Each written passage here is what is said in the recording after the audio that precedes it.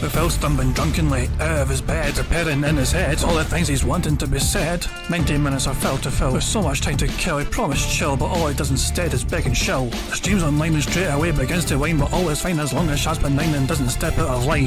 His content's immature for all to endure like fresh manure, but I feel sure he ran shoot of feeling so insecure. The money earned on yesterday was withdrawn and long gone, as Phil spending impulse is always had to stay on. If supports are also slow and stays so low and fails to grow, you never know, the show may turn into an easy bingo. Once kicked off across the board with charge to ward because his code can be ignored, just how much DSP makes us feel so bored. To help us fight or sleep and try to keep alert to watch a creep who play bingo, but Phil will bitch and why his sheep are also cheap. While DSP is chasing green, we're seeing green across the screen as Phil's routine predictability rivals are so machinist, snorting, burping, leaning, ban. It matters not if factory fun is shy or scant to see if hours make him feel less of a man. Takes a drink and starts his like before launching into a bike, pretending never bills when truth is there to buy a wrestling JPEG. Talks about his shitty life of call his cat and fatty life and all his strife of forgetting that it's done well and they were rife. With drama he will react but isn't act, that is a fact as he rehearsed to be exact in how he felt he was attacked. He seems nearly over it and a win is in sight, with what to white despite Phil to light that tips were not light. We'll say alright it is okay and now it's time for Phil to play, but first he'll say that tips will help from being off the other day. And with those words we win again, it's never if but always when the game is won. Thanks to that we made it to the very end.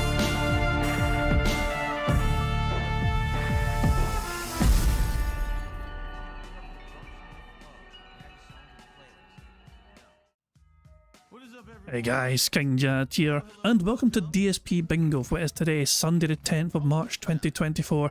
I am joined today by two very special guests. First off we have D-Dog, and second of all we have Aviga, you know what I mean, and two people have been on the show a few times in the past, you know, sometimes together and sometimes awake. So yeah, welcome to the stream guys, and hope you're all enjoying your weekend so far. How are you both doing? Oh, going fine. Good morning, good evening, good afternoon, and good night, depending on part of the world you're at. And happy Mario Day. Damn it, you took what I was about to say too. Took the words right out of his mouth. I was going to say, yeah, happy Mario Day and happy good day for that day as well, because 1,000 Year Door has a release date. I hope, what's it called? American Fiction wins the Oscar, because King Jad loves spamming that, what was it, F you Phil on the beach. I mean, is it? I don't care about the Oscars. I don't know. I mean, but it's just there is. I mean, does anyone care about the fucking Oscars? Well, no, not really. I'm going to sleep for it. So. Isn't American Fiction that movie that had Jeffrey Wright in it? Yes. I've seen that. I hadn't seen the movie, but I've seen it around, and it does look like a good movie. I want to see it. Yeah, it looks okay, but like I said, the only good thing out of it was the guy walking on the beach saying that you can't put your ashes here, and the guy goes, "Go fuck you, Phil, and your stupid cardigan and all the rest of it. You eat shit and that stuff." And I was like, "Yep, I'm using that as a sound effect." Is that where this came from? Shut the fuck up, yeah, Philip. It came from you American. Want me to beat your ass? Get out of here, Philip. I will eat your sweater vest for dinner. Always been a fucking douche. Is that where that came from? Yeah, that's from American Fiction. Yeah, okay. Oscar winning. There we go. I was wondering where that fucking came from. So there we go. I might need to check out. I wasn't trying to see the full context. And I'm like, shit. So there we go. I was wondering where that came from specifically, but we got there in the end.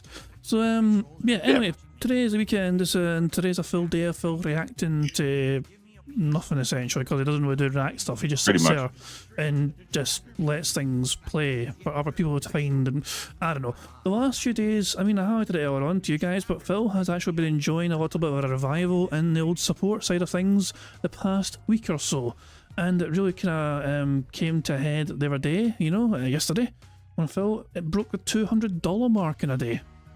So yeah, he beat the Super Bowl mark. Yeah, what I'm surprised at is, despite the increased support and plentiful tips, not seen a lot of apparent spending on WWE champions. So is Phil learning? He is penny pinching then. Divorce lawyer. I mean, it's possible as well. Yeah, I mean, fuck knows. There's all sorts of. I mean, who knows what's going on behind the scenes? Apparently, there is something that is causing Phil a whole bunch of anxiety behind the scenes. There's a whole bunch of things he's got to work on behind the scenes, and it's not just the tax stuff as well, it's apparently something else. There's appointments or whatever. Remember last week, bizarrely as well, where he had to start an hour earlier and end an hour earlier, and anyone that asked were basically shot down and ridiculed for daring to ask why Phil would change his schedule randomly for one day. But there's all My money sorts was of- on June the King for that one. I mean, it's possible, but I don't. I mean, that's an interesting theory for sure, June the King, because obviously he's making a DSP documentary, for those who don't know. And it seems to be going quite in depth for the detail, especially a lot of the kind of backstory stuff, you know, it explores Phil's actual valedictorian kind of stuff or whatever, and everything else as well in the early days. I always find those kind of deep dives very fascinating, you know what I mean? Like, that was what was so good about Turkey Tom's documentary, I thought, about Phil, because it did focus a whole lot on the early days of Phil as well, and it really did cover a good bit, which was quite interesting to me personally.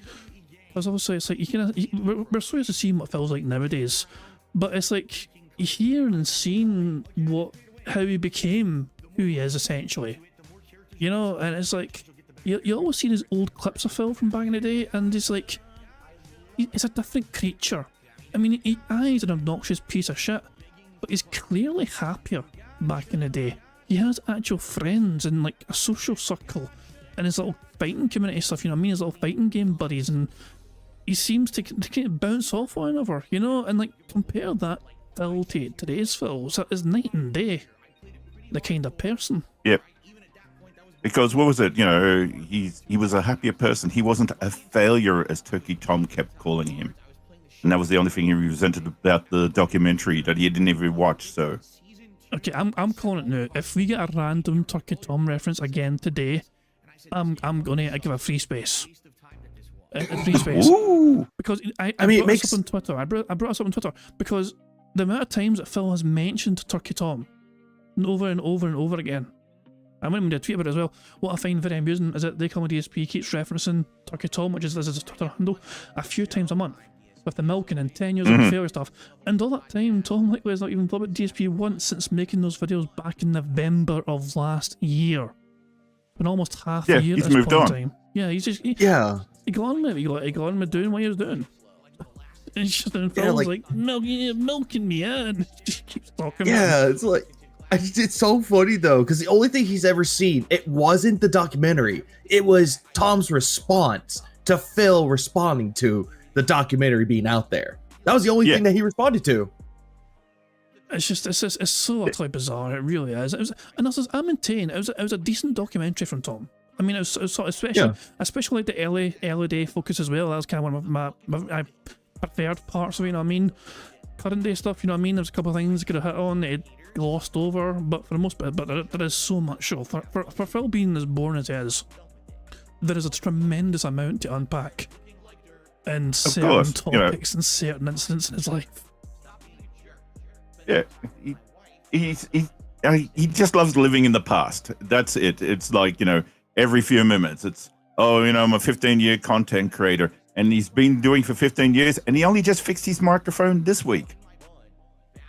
Sorry, I'm busy scrolling Twitter enjoying it and what made. It's like this whole entire thing. It's so dumb. Jesus, man. Okay, so Phil is busy, you know, setting a stream apparently or whatever, you know what I mean? And as I said, anything else in this chat? He's waiting for the 200 numbers to show up. He's only at 165. That's why he hasn't started. I've noticed that about so DSP. he's probably impatiently waiting, you know, waiting and thinking to himself, I bet some of these bastards are fucking forgotten about daylight savings and all that shit. Good savings, yeah. He will begin his show. In fact, he's beginning now. I'll just pause that here we go. much. Yeah, I'm going to pause. I'm going to pause him. He will definitely begin by referencing daylight savings and how, like, oh, we've got less people than usual. If he says we've got less people than usual because we started earlier, I swear to God. Anyway, fuck it. Bingo time. Let's go. Yeah, Aviga, you are on a current redemption arc, so you get to pick the number. It's every single time I'm so close. And then nothing happens. Yes. What's the highest number Damn that you, you Phil. go to? I don't actually know what the highest number is. All I know is that some numbers do break the board. So try. Yeah, let me go. I was gonna say try 3656. Oh, that'll be fine. 4 digits is fine. So you want to go high? You want to try 5 digits or 6 digits? It's up to you. I was gonna do 3656 because there's a song from Invictus called 3656, which I really enjoy. 3656 should be perfectly fine. Okay. So we'll do that. Hit randomize, and there we go. You have a bingo board for today's fun and or games. We need Phil to say comment, new games, his charity creek, him saying there you go, and Tim touching his face. The second row, Phil saying life, unique, him being on defense mode, him saying hate to say, and interactive. The third row is Phil burping, him discussing food, him saying the funny thing is, update, and him giving a years ago story. Fourth row is Phil using hateful slurs, saying absolutely, obviously, him pointing at text on the screen, and him saying honest. The fifth and final row is Phil clearing his throat, him saying or doing Q&A, him making a weird noise, Q&A. him saying fuck, and finally him saying now. So that's the bingo board for today, and I think it's a strong board. That's a good board. This is I am optimistic. Are you optimistic? I know a few of these will be done within the first 10 minutes. Oh yeah, definitely. Hopefully, yes. The one I'm worried about, if I had to pick one I'm worried about, is him pointing at text on the screen, since it doesn't actually seem to do that anymore. We might need because of to- memberships. Yeah, so Yeah. I might need to remove. Sometimes he does point, like he'll have like artwork on the screen, and he'll point to the artwork, you know, which it does kind of count. But yeah, we might need to lean that one in. We might need to give that one a lean and ban from the board in future. Don't actually know. Well, Yeah. he does point to the sky when he's talking about his sister channel and True, throwbacks. yeah, true. Mind you, it says level 1 podcast that he's pointing it to, mind you, but Exactly, yeah, exactly. Anyway, that's the bingo board we have for today. Of course, the aim of the game, as you two will be very well aware, is for us to try and get a full house 25 out of 25 on the bingo board that you see before you on the screen. If we manage to do that, we're going to increase the bingo prize fund, which is currently sitting at $60. If we get a full house in the bingo, we add $25 more to that. So there we go. And of course, at the end of the month, wherever the prize fund is, one of you guys can potentially win a prize, but only if you've left a comment on the community post, which is linked in the description of this live stream. If you've not left a comment on that community post yet, fucking do it before the end of the month, you daft bastards. As I cannot stress enough how just because obviously if we get to the end of the month and people are like, where's my name? I'm like, where's your comment? And they'll be like, oh, I want my comment. Give a fucking comment and you'll get your fucking name on there and you can fucking win the prize at the end of the month. Simple as that. Cobalt is asking, what the fuck? it's that easy. Cobalt is asking, should Dinner add bell? a Y pose or T pose square? There is. It's not on today's card, but it's a possibility. We have 115 different possibilities for these bingo boards. You know, I mean, this is just a random generated one, but the T or Y pose is definitely on there. It's just not on it for today. So there we go. Yes, Bjorn's that in siege mode. And did you guys hear about this? Bjorn's saying, did you see Phil tried out an anti-snort filter? Do you think it'll interfere? The noise cancellation or some noise compression. It's not going to save it. I did hear that he apparently did discover what fucking sound gates were and all that shit. Like somehow he has discovered these settings on OBS now. It only took him, 15 years or so to discover these megaphone settings on OBS. But it looks like he has actually explored it and he's trying to make it sound better. So I'm interested to see what it's going to be like today, put it that way. Well, he had it in the daily crap, which he had dead air. It was like, see, it's doing nothing.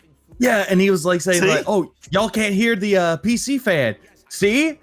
Well, See? he proceeds to go, he like does into the mic. I'm kind of Yes. curious. I've not seen any daily crap. I mean, should we have a quick check for ourselves, or should we just do?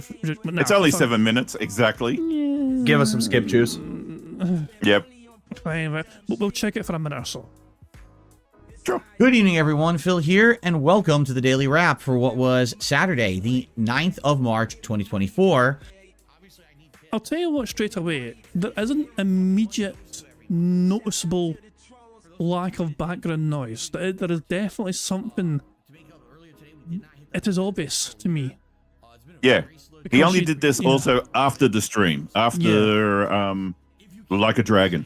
Because you compare it to any of his other daily craps, so, you know, we'll get any of our one right now, this one here.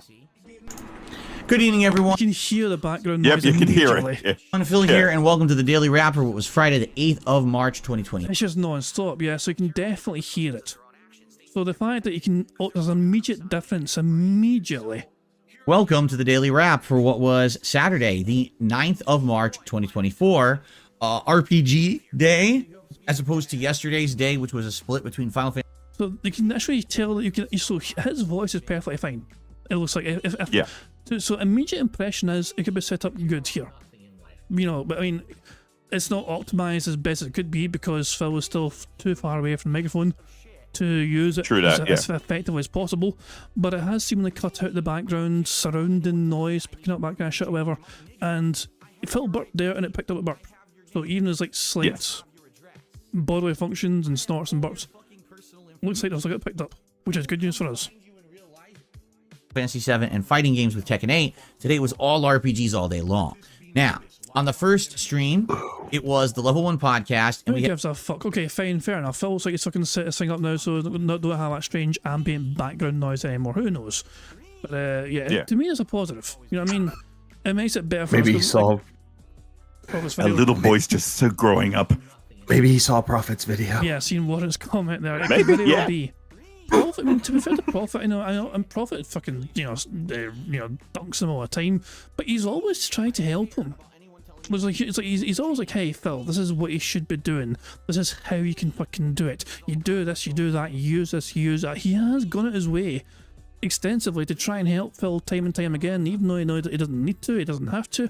But even though he's a detractor, even though he mocks him all the time, he's also tried his best to help him do things better. And Phil usually just says, no, fuck it, I'm just going to ignore you. So, there you go. Anyway, Pretty much. so of course, for us to try and get a full house, there's a variety of ways for us to try and get free spaces. For example, if Phil snorts 25 times or burps 10 times before he starts recording for his shitey React content later on, that gives us free spaces. And if we get 100 likes on this bingo stream before I finish playing bingo, not only will that give us a free space as well, but you guys will also get to enjoy the Bubbles animation made by the supremely talented Pixar Animations. So, got that to look forward to. It should be fantastic stuff indeed. Mokiness has sent a super chat, but I don't think my stream elements has picked up on it. I don't know why it does that. It picks up on some things, but it doesn't pick up on the other things. So, thank you very much to Mokiness for a super chat who says, guess we won't hear the landscapers anymore. That's possible. That is very possible. Phil will hear them, of course. Oh no! What will an empty chair have to listen to? The thing is, Phil will react to them as usual, because he'll hear them and he'll respond to it. But because nobody else will hear it, people will just be annoyed at Phil for reacting to it, even though he's the only one who can hear it. So, I don't know, it should be interesting. I guess we'll find out on Wednesday or whatever, when that fucking happens. We'll have to wait and see.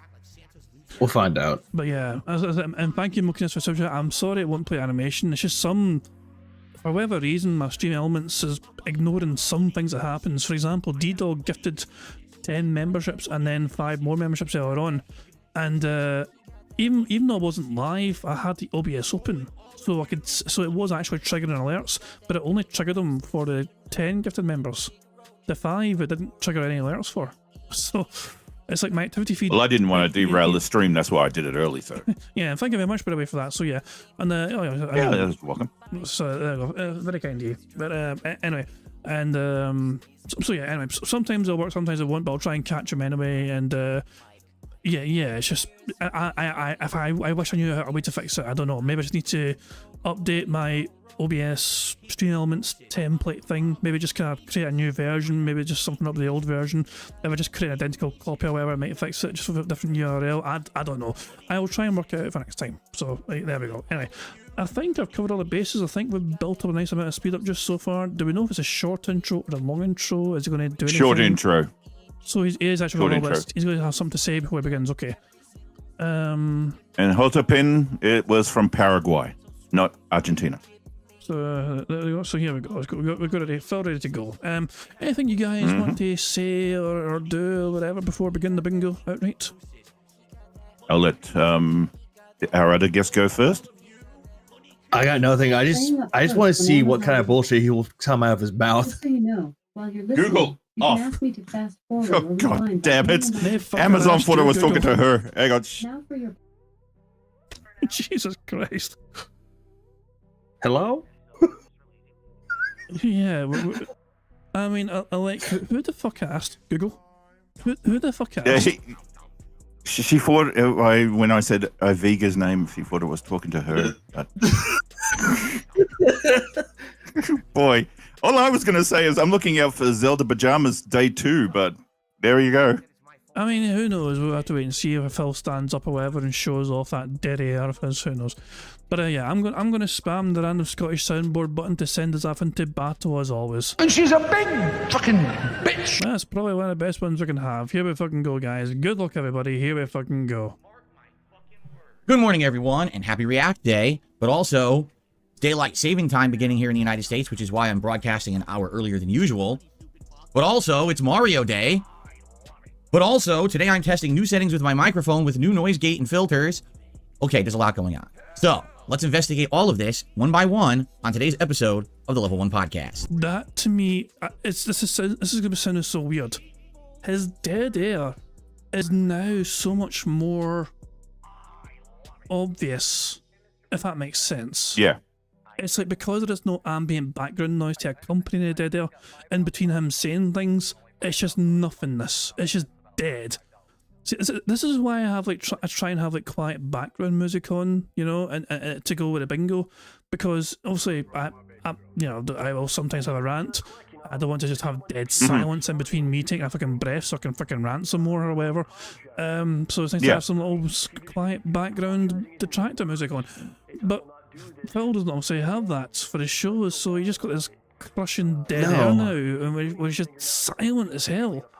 But but he doesn't have his music on his own computer, so he has to get it from his playlist from YouTube, which he has a blocker for it. This feels... And it sounds fake. It's so...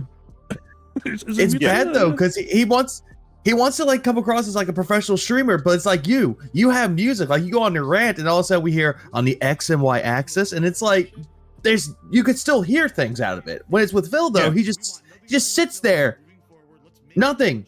I've heard more noises coming from a fucking cemetery. Brian has summed up today's podcast in 200 characters. I added noise suppression. The clocks in the USA shifted an hour forward, and it's March 10th, aka Mario Day. Everything before the dot was 155 characters. So, yeah. That was basically it. Brian, Brian, did you make stupid faces? He didn't have enough space to fit them into the comment, sadly. Yeah, that takes up like 10 spaces, the emoji. The stupid are the fucking mere space, aye. I always make stupid faces. Good it's to know, my natural Brian. face. Jesus Christ. Anyway, but yeah, this to me is so bizarre and uncanny, having Phil be like this. It sounds fake. Without that background, it's numb, you know, okay. I'm glad this will take some getting used to, but I guess we'll have to try our best to get used to it. Here we fucking go. Alrighty, good morning, everyone. Welcome to the show. Today is Sunday, the 10th of March, 2024. Of course, I'm DSP, and I welcome you here to the podcast. Some interesting stuff going on today. I mean, there's a little bit of everything, right? First of all, for those of you who are actually here live, congratulations, you made it on time, even though the clocks changed. It's always this hot debate of contention in the United States whether or not we should continue to change our clocks or not for what we call daylight saving time. What it is twice a year we change our clocks. Here in the spring, on March 10th this year, our clocks all went ahead 1 hour. Was that a snort that wasn't picked up? Probably. With the new depression. Yeah. I love how he's complained about daylight savings time. This happens everywhere, not just the United States. Yeah. Burger. I'm taking defense mode. Also, is that a snort? Do we count that as a snort, or is it just fucking breathing in? Our clocks. Here in the spring, on March 10th this year, our clocks all went ahead 1 hour. Meaning even though it says it's 11:17 a.m., yesterday it would have been 12:17 p.m. at exactly the same time of the day. So because I need to adjust that, means my stream times need to change, right? And then in the fall, we do what's called falling back, where we change our clocks back an hour, and then the same thing happens. Now, undoubtedly, every year when this happens, everything gets thrown into, chaos and out of whack, and on this day and a few days after, people are always here at the wrong times. So I guarantee you what'll happen is in 1 hour, all right, while we're adjourning, people will be showing up and say, hey, I'm here for the podcast. Like, yeah, it's about to end. Like, huh? That's what always happens. They might say, wait a minute, why are you still doing this in the United States? How did it originate? Well, I've heard all kinds of stories. I've heard it originated with farmers needing more daytime in order to do stuff like tending to their crops. And I've heard all kinds of ups, downs, lefts, and rights about this, different justifications. The bottom line is we don't need it anymore. Like, there's no practical use for this thing. And some states in the United States have outright abolished it and tried to get rid of it. I heard that one. I live in Washington State. They might say, well, why didn't Washington get rid of it? I honestly don't know, but I've read articles over the years that our state Burger. lawmakers want to get rid of it and have written laws to get rid of it. But then for some reason it stops. Like, for example, I think what happened is like our lawmakers want to keep daylight saving time forever. Like, they don't want to undo it and never change the clocks. They want to have the clocks changed by an hour and keep it changed by that hour forever. And to do that, they actually need federal approval, which is weird because it's supposed to be a state issue. But in the way they want to do it, they need federal approval, and the federal government has never approved it. Like, they presented it to the government, and it just sits on someone's desk and never gets pushed through or signed off on. So I don't know why we haven't figured this out yet. You would think if you're a lawmaker, right, and you want to please the people, and everyone in your state is yelling at you, just make it so the clocks don't change anymore because we're tired of it. It would just be easier for everyone. This is a simple thing for ease of life to do. Why on earth they wouldn't find a way to do it, I have no idea. Anyway, moving forward, starting today and all the way through until the fall when this will change again, basically all my streams are an hour earlier now, starting today. And I hope that, what's going to happen is people are going to be late. Like, for example, usually when I start my podcast, we probably have roughly between 250 to 300 people on the show. We have 200 right now. And it's like, well, what happens? As of right now, at this moment in time, Phil has 288 people watching. Also, Phil is unaware that the rest of the world, the clocks will change for him very soon as well. In the United Kingdom, for example, it is the very final Sunday of the month. So, 29th, I want to say? Or is it the... Is it the it's the... I think it's the 31st. Yeah, 31st. And then, Sunday, what was it? The funny thing is, so US and Canada changed today. The rest of the world changes on the 31st of March. And then New South Wales in Australia, the only state, is the 7th of April. And that was because of the 2000 Olympics. The Olympics made them not change it before. What the hell, man? Yeah, but it was back in 2000. We're in 2024. We haven't had the Olympics in New South Wales, but we're still on the stupid daylight savings for that. No, so, yeah, I've got to go through three different time changes. But you don't understand. He read articles about this, so he's already well informed when he didn't read shit. Of course. Well, it's all he could read what it was on the thumbnail for Twitter. So. Bloody hell. August Stevenson's saying that Arizona and Indiana does follow daylight savings time. Neither state required federal approval. So Phil debunks exactly, yeah. Yeah, there we go. Phil pretending to understand what he's talking about when he clearly has no concept whatsoever. God, it's like you just use words you hear randomly to try and sound smarter. Happened if those people are late. They don't realize that the clock's changing. Nothing you can do about that, right? I just hope that people will be here for all my React content today because it's a full day of reacting and people aren't there live for the reacting. It kind of negates the purpose. You know what I'm saying? Anyway, so that's neither here nor there, but it started today. All right. Now, before we begin with other things going on today, which is basically two big stories today. First of all, it's Mario Day, March 10th, which looks like the word Mario. And Nintendo came out with a bunch of Mario related news. That's really cool. So I certainly hope that you guys will, stick around for the news segment. We're going to talk about all the Mario updates. So, put it this way. This microphone change that Phil has implemented, we can hear some snorts, but we cannot hear all the snorts. And we have no idea what will be a true snort or not unless we hear it. The only way, so Phil has probably snorted more than 2 times already, but we cannot prove that. So also, a lot of news for Mario Day, only 3 things. But yeah, it's like fucking Phil has to hold up 3 fingers, which is not easy for him, because sometimes when he does that, he has to look at the monitor and make sure he's holding up 3. That's right. He has to look at his teleprompter. He generally has made that mistake before in the past. He's held up his fingers, said a number, looked at the monitor, then realised he's held up the wrong number. Because he can't. I'm so... And there was 4 fingers, yes. I actually hope one of these days that he tries to hold up 3 fingers, he's holding up 2, and he's like, honey, where's the 3rd finger? What comes after 2? 3, honey. Another okay. one. Another one. Another one. Isn't that how the numbers work? But in addition, should have watched Sesame Street. Oh, for God's sake, yeah, Big Bird's a word. Stick around for the news segment. We're going to talk about all the Mario updates. But in addition, Battlefront, the collection, is now coming out later this week, a day earlier than originally expected. And a lot of people have a lot of things to say about it on the internet. Kind of interesting. So we're going to talk about that as well. Are you going to change your entire schedule to play the game early, Phil? Yeah. Also, what was it? People, if you got Steam, just buy the original Battlefront 2 and Battlefront 1. It's about $16 less, right? You're paying $16 for freaking Kid Fisto. Fuck Kid Fisto. Was the Emperor killed that guy in one swoop? He's useless. Sorry, I'm a Star Wars fan, and It pisses me off. There's a hot take, but I'll let you have it since I have no idea what the fuck Yeah. you're talking about. So I we know got what all he's that, but talking before about. we get to that, all right, I have another technical upgrade, update, good news, however you want to say it. Oh God's sake! This is like this microphone. Wait, Microphone talk. wait. He called it an upgrade. I know. Changing settings is an upgrade? Let No, me no, read that. bitch. That's not. It's not upgrade.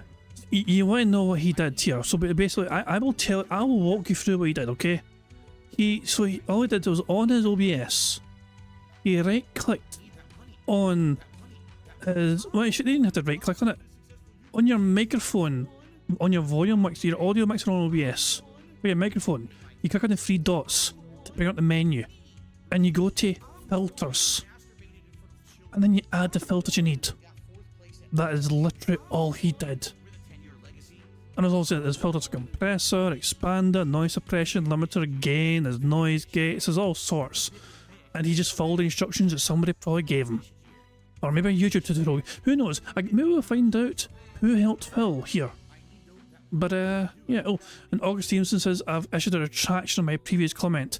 The US states don't require federal approval to not follow daylight savings. Well, there you fucking go. Fucking America, fuck yeah. I have another technical upgrade, update, good news, however you want to say it, in regards to this microphone. Okay? As you know, in the last 2-3 weeks, I have consistently been upgrading and changing things with my microphone to try to make it better for you guys. It's just one of the things I can work on. Technically, you know, visuals look pretty good, right? But audio has always been... You still look like a piece of shit, Phil, so no, the visuals don't look fucking good. When your iPhone camera shows your face in such more vivid detail than your webcam does, your webcam's not that fucking good. Like, it looks like... I'm sorry here, but if we go back to his fucking shorts that he made... Oh, there's a thing again, there's a strange bug again. You see how the red circle, it should only be around Yep, here. the round eraser. Yeah, it's so weird. Anyway, but you see, when Phil uses his iPhone camera to fucking phone himself, film himself. And this version of DSP, whichever one you pick here. Hey everyone, This Phil one- here with an honest question for This one looks so much different than this one. Because the camera quality is so much fucking better on the iPhone. Yeah, Well, because this webcam shit.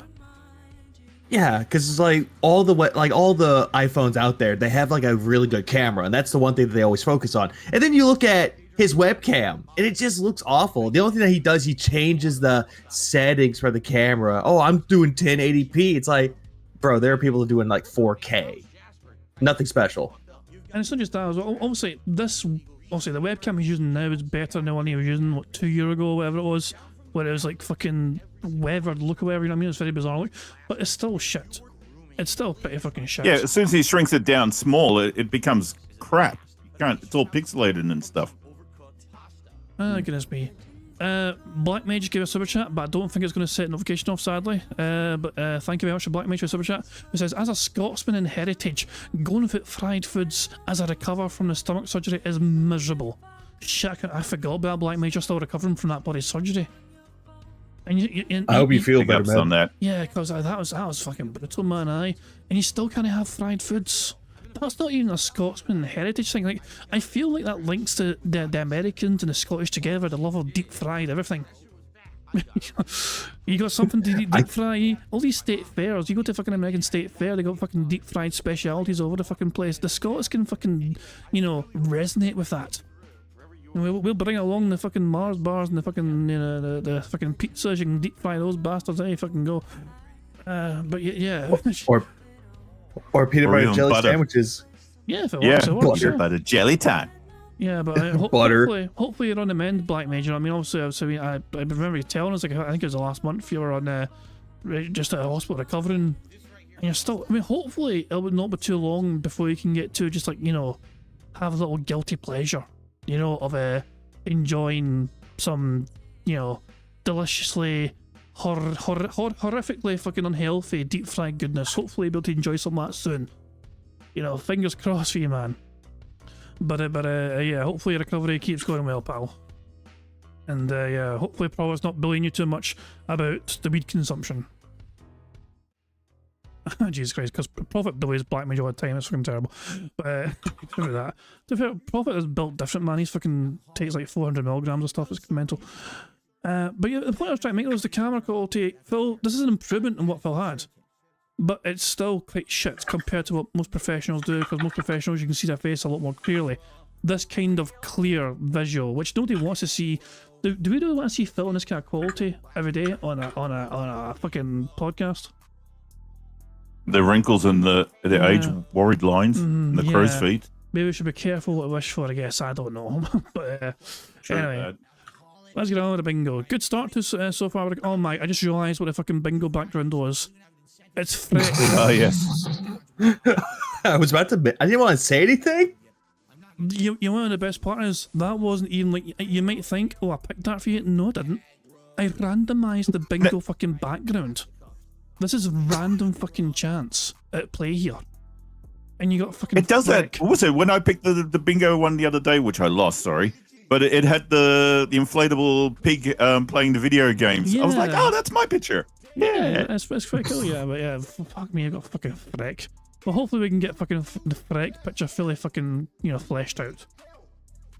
Been an issue people have complained about. Not how it sounds, but the volume levels. Okay? So, in the last few weeks, number one, I upgraded this pop guard, alright? So that basically it stops the pop from blocking the shot. Remember, it used to be this big circular pop guard right here that was huge, and now I have this more conformed one that doesn't really hinder the shot anymore. That's obviously a good thing, right? So that's one of the upgrades. Then people said, your volume was always low. Why? And I couldn't answer that. Like, I really don't know why my setup, for some reason, always sounds lower than everybody else who does this kind of content on the internet. I 10 years ago, when I bought this mic and this audio interface device and all this equipment, I have no idea what made that volume level start lower. I don't know why Phil bought that audio interface device, because it feels like it's not necessary if you just have the microphone as well as having your OBS set up appropriately. He could have just got a USB mic, Yeah. That's all it does. Also, I find it funny how he's like, oh yeah, I got this pop guard upgrade, and it's gonna increase my audio or help my audio. It doesn't help when you talk far away from the mic. Exactly, yeah. Yes. So I have a similar and all he's kind just of up to is spitting on it. That's all it does. Yeah. I have a similar kind of guard. Yeah, it's crazy. I said I have a very similar guard, mic guard, but I have my microphone very close to my mouth because that's the way it's intended. Likewise. I've got a boom arm as well, so it can hold. So yeah, in the past I didn't have that. It's actually fucking, my audience. I was able to fucking upgrade my setup. This is what Phil doesn't do. Phil does not fucking take the fucking money he gets from his audience and use it to upgrade his equipment for his business. This is a hobby, and yet because you guys are so supportive, I try and make things sound better and look better as much as I can, thanks to you guys, just being so generous and kind. You know what I mean? So, but Phil doesn't think that way. He just thinks, oh great, I got more money to spend on DoorDash today and WWE Champions. So recently people said, can you change it? I said, okay. So I upped my volume over here on the device, and then people said, oh, it sounds louder, but man, you blow out, or I think what they call it is clipping. You're clipping way too often. Like, it's going way too loud and just, it's hurting our ears. So can you adjust it back? So I did. So well, then what else could I do in order to make the volume louder? And I said, oh, well, actually in OBS, there's a whole menu of options for audio. And what I can do is I can increase the decibel level of the microphone by like 10, and that'll dramatically amplify the audio level of my mic, right? Cool. But then what about the in-game audio and stuff like that? Well, now the in-game audio sounds too low compared to my mic. So what I've been doing is dabbling with each game, and it's kind of silly because each game's different. For example, Baldur's Gate is way low, like super low. So I have to increase it by 4 to 6 decibels to even make it that you can hear it. Like a Dragon, I think I have to do like 2 to 4 decibels. All right. And Final Fantasy, same thing. It's like 2 to 4 decibels, and then basically it's fully understandable. It's not too low. Okay. So that's all great, but people have been also saying, well, there's other things that you can do. Okay, so for example, one of the recommendations is that you could put filters on your microphone to make it that the microphone sounds better, all right? This is something that Phil should have done on day one.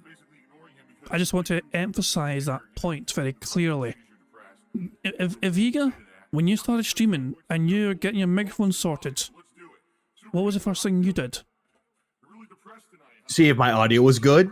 see if There we the go. quality was good. And did you? I assume you wanted some. I mean, did you ask around for help with that kind of the settings, or did you look up tutorials on YouTube?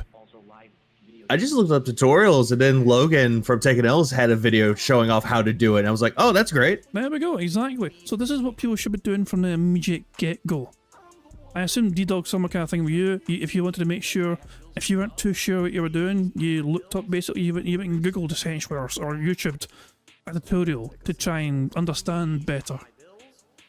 Yeah, I checked all the YouTube things, also ran through it, did test videos, played it back, and was like, as you can tell, you don't hear me breathing like the last time I was here and all the rest of it. Oh, thank you very much for not breathing as much. Appreciate it. You're welcome. Well, thank you. So, it's still simple things you can test, and it's so forth like that. I know he has Nigel no friends, but, he could have he doesn't even listen to his own video, so he's like, oh, it sounds fine to me because it's in his head. He can't stand to watch his own content, so of course he has no idea what the fuck's going on, you know what I mean? It's just crazy. So most people would have done this by default. Most rational people would think to themselves, I'm gonna, look up guides on how to best make myself sound as good as possible with what I've got.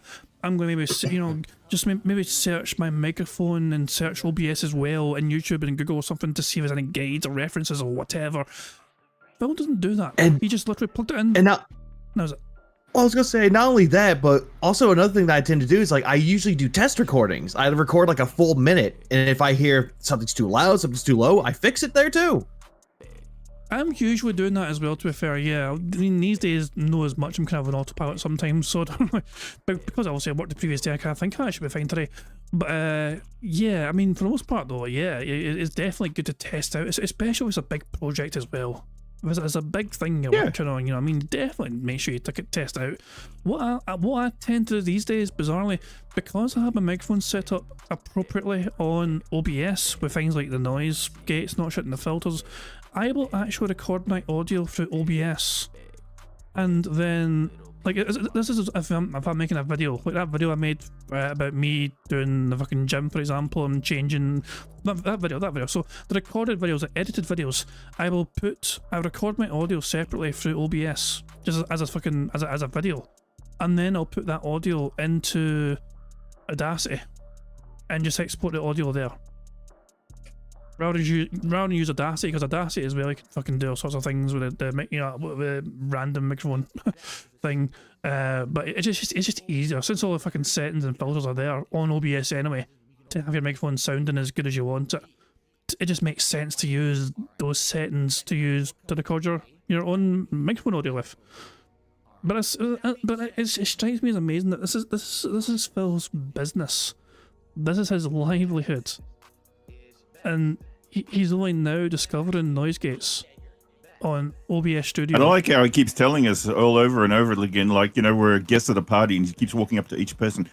Yeah, I've just changed my microphone settings because it used to be loud before and all the rest of it and so forth. Oh, hang on, there's a guy over there. I've got to go and tell him the same story now. Fuck me, man. I mean, I'm kind of, it's one of those things, if Prophet was here, he'd be fucking losing his damn mind. If he had any hair to rip out, he would be ripping it out. But yeah, I mean, and yeah. It's hey, I fixed my mic. It's like, that's great. It's like, no, you don't understand. It's an upgrade. I upgraded it. It's like, we heard you the first time. And he's like, oh, let's move on to the next one. Exactly. Yeah. And Mr. Hey, did you hear I upgraded my mic? I've just done this. Mr. is so fresh, and he's quite happy. So there we go. Or better yet, he actually goes up to somebody that actually knows their shit when it comes to audio. He's like, upgrading my mic. He's like, what'd you do? What mic do you have? Oh, I have the Audio Technica. And he's like, oh, that's great, but I have this. I have XLR. What the hell's XLR? Yeah. Well, that would involve Phil socializing with anyone in the world, so unlikely. So I actually did that. Last night, I took a few extra minutes after my stream ended, and I added 3 different filters. Here they are. I'm going to tell you what they are. Noise gate, noise suppression, and limiter. Okay? Now, I can't specifically explain to you what each one does. What I can tell you is what they all do kind of combined. So number one, it makes it so that when it's very quiet and I'm not talking, it shouldn't be picking up as much ambient noise as it used to. For example, I always have a fan usually going, or I have a PC right here that's very loud with a bunch of fans blowing. In the summertime, I always have an air conditioner running, okay? And so traditionally, you guys would always be hearing this ambient noise of like blowing air, and sometimes it would be worse because it depends on the game. You know, if I had a certain game that there's not a lot of noise going on and it's quiet, you might hear this ambient noise in the atmosphere and be like, man, it's really jarring, it's annoying.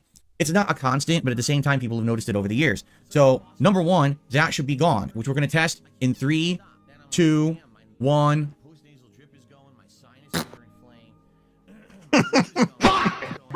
Fuck you, Phil. Do you hear it anymore? I don't think so, right? At least from what I'm seeing. It seems like once I quiet down, you don't hear it anymore, right? No ambient noise at all. It's silent. Am I correct? Did you guys hear anything, or was it silent? Let's try one more time. 3, 2, 1. Anybody care what this guy thinks? No. Cunt! Okay, so here's the thing. If you're hearing something, it's not from my microphone. Because according to OBS, it's going to 0. That, like, no decibel level, like nothing. 0. No sound at all when I'm not talking.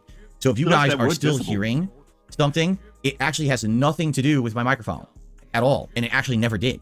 Now, what it could be, I have no idea. Could it simply be something going on with a white noise coming out of my capture device, right? Could it be there's just a piece of equipment? An urban noise? I don't know. But I'm telling you, like, for what I can do, that's the absolute positive best I can do, because it's literally not making noise in my mic. There's 0 readout in OBS when I'm quiet, okay? So here's the thing. This is a double-edged sword, and here's why. Obviously, to not hear ambient noise will be good. And if basically you don't hear the air conditioner during the summer, this is going to be a huge improvement, because you could always hear the air conditioner turning on and off during the summertime, and that won't be a present anymore. But however, when this will affect things is, for example, like right now. Ready? Who's gonna go fart in the corner again? Wait. We need to establish something. Did we see When this will Zelda? affect things is, for example, like right now. Ready? Oh, I don't They're think not- he's wearing they're red. Zeldas. Is it? It's like a red stripe, is it, or something? It's hard Could to be tell. Zelda. Oh, No. There's definitely on Zeldas. Yeah. Son of a bitch. Damn. The Yeah, cheek's the whole, over. here's one thing. Okay, I do have to ask a question. Whenever he had this, before he had this upgrade, did any of y'all hear the PC fans? No, I heard him bashing the PC fan. It was Yeah, 'cause mainly that's the thing, though, fan in the 'cause- room. It was like mainly that fan in the room you heard, wasn't it? Before anything else. Yeah, it's usually the AC. It's the AC unit, or it's landscapers. But every single time he's like, "Oh, you can hear the PC fan." We've never heard the PC fans going off before. Let me find one of his old fucking podcasts. I'm trying to think. So I want one with the older camera as well, if that's even possible. How far back do you fucking go? I I don't. remember he was going on about the aircon vibrating, that he had to put the old Xbox 360 on top of it to stop it from vibrating. Oh, Jesus Christ, man, aye. So, Life hacks. here's one from 6 months ago, from August. So the fan should be fully blown because, oh, it's summer, hot. Mm-hmm. And let's just fast forward to this bit here. We're running wirelessly on a battery. I've removed the battery. There's no more battery. It's running on this wire. Okay? This wire is USB. There's an ambient background noise. We can hear it fucking blurring away, and plus his volume is quite low. That's yeah, it's fuck me. It's I mean, it's an improvement now compared to what it was like back then. There is an obvious improvement, but it feels like he never actually checked and optimized it as good as he maybe should have done.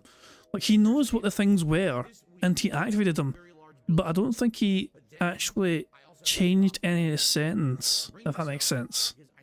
Because otherwise he would have explained that, wouldn't he have?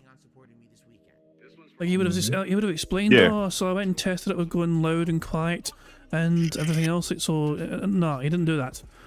Let's see what. Remember, Phil stood up to fucking prove a point. Him walking away is going to prove a point. And is Phil about to try and explain that him walking away and having dead silence on the stream is a bad thing? Or maybe him talking in the corner somewhere. Yeah, he's going to talk in a different quarter, because he did that in the daily crap last night. I was like, okay, wow. Let's see what Phil's fucking going on about here. However, when this will affect things is, for example, like right now. Ready? Oh, he's up. He's in the corner. All right. So now you probably can't understand what I'm saying. Why do you probably cannot hear what I'm saying? Oh, I'm gonna go back over here and test this. So that's an end. So yeah, he actually. So we could hear some of what he said, but because he was out of range, it cut off some of what he said. Yeah, he sounds like he's in a McDonald's drive-through. Yeah. Can we take your order? Are you still there, sir? Hello? Double. Give me a large cheese number 9. Burger. Did you say you wanted fries with that, sir? Burger. Boneless water. Okay, Gotcha. so when I was over there on the other end of the room talking, could you guys hear me? I heard it. Nope. Oh, you could? Well, then it's fine then. Then there's no problem at all. Oh, all right, excellent. It sounded muffled, but you can hear me? All right, that's actually better than I expected then. I thought you would not be able to hear me at all. Like you'd be just dead. But you're saying you could mostly hear me? Okay, that's a good sign then. Because what I was afraid of... Why is it a good thing for the microphone to be able to pick up what you're saying when you're not at your chair? Like, how often is that going to be a thing? How often is that some sort of, like, common occurrence on Phil streams where he's like, I need to talk to my audience while I'm in the corner of my room, blowing my nose or scratching my balls or something? I don't understand. It's a strange It's for when he's doing the co-op with Kat, because he's not going to move the microphone closer to us, so we can't hear her, but, you know. I don't think she's coming back. I don't think so. Yeah, we know that. Oh, no. The worst coins there, but or maybe if he goes to like fart in the other part of the room and he forgets to mute his mic. You mean that fire he keeps smelling? It smells of burning. Yeah, it smells of burning. For example, I get up to open my window, or sometimes I have to get up to the PC to do something, and I yell at you guys, "Hey, hold on, I'm working on it," or something like that. I was afraid that we weren't going to be able to hear it, but now you can hear it. He's yelling at us? Okay, it's fine then. That's good. That's a good sign. Maybe it means as long as I'm projecting my voice, you should still be able to hear it. Okay, so that's one of the things that this is supposed to do. Okay, hopefully that's an improvement. That's number one. Number two, what this is supposed to do is basically make it so that low tones as well as high tones don't max out. What does that mean? So for example, when I increased the audio level of my microphone, it made it so that a lot of clipping was occurring. So if I was talking very loudly towards the microphone, or right, or clearing my throat, basically what was happening was people were saying it was blowing out the mic and it was sounding awful and it was bothering people. Well, I now have these filters in place, and supposedly it's supposed to stop that. Now, if it's not stopping that, you can let me know, and apparently I can change the parameters to make it... I called it. I told you he didn't even fucking experiment with the parameters. He just enabled them without even testing the parameters. He had the default. He selected all three and kept it on the default options. You're meant to fucking... Like, there is no set specific fucking... there is no default. Because everyone's setups are different. You've got to fucking tweak the parameters to suit your particular setup. That's the whole point of these fucking parameters. You got to fine tune it in a certain fucking way. Oh my gosh, Jesus Christ, he does not care about his fucking business at all. No, better. And there's two different things I have, and I don't even really understand which is which, but one of them supposedly is an automatic feature that uses the CPU to do it. And the other one, I guess you can set a specific decibel level, of which I set it to like 3, but I think I can actually increase it to make it a little better. And in fact, what I might do... Oh, this is so shit. I'm going 1.5. Okay, I just changed it a little more. That's why if it gets basically into the red, it should kind of stop. I changed the parameter a little bit more. So hopefully it'll work. I don't know if it's going to work or not. We won't know until it's in practice. This is the first day that it's on, all right? So we won't actually know until I have it on kind of all day. But what it's supposed to do is limit that extra loud noise, because you don't want to hear an incredibly extra loud noise blowing out your ears, especially headphone music, right? And the thing is, this was never an issue before because my volume was always extra low. So no one ever had that issue. And now that I've increased my volume level with the microphone, now there's the possibility that could happen, all right? Was that a burp that we just didn't hear? Like right there. With all these different parameters changing, possibly, yeah. He's making the burp face essentially right there. Blowing out your ears, especially headphone music, right? And the thing is, this was never an issue before because my volume was always extra low. So no one ever had that issue. And now that I've increased my volume level with the microphone, that was a burp. now there's the possibility that could happen. I'm counting it. I'm fucking counting it. Just because I can't fucking hear it. It's clearly a burp. Burger. There we go. So silent but deadly. Yeah. Happen. All right. So we've got all of these things going on. Hopefully they're improvements. I'd like your feedback today.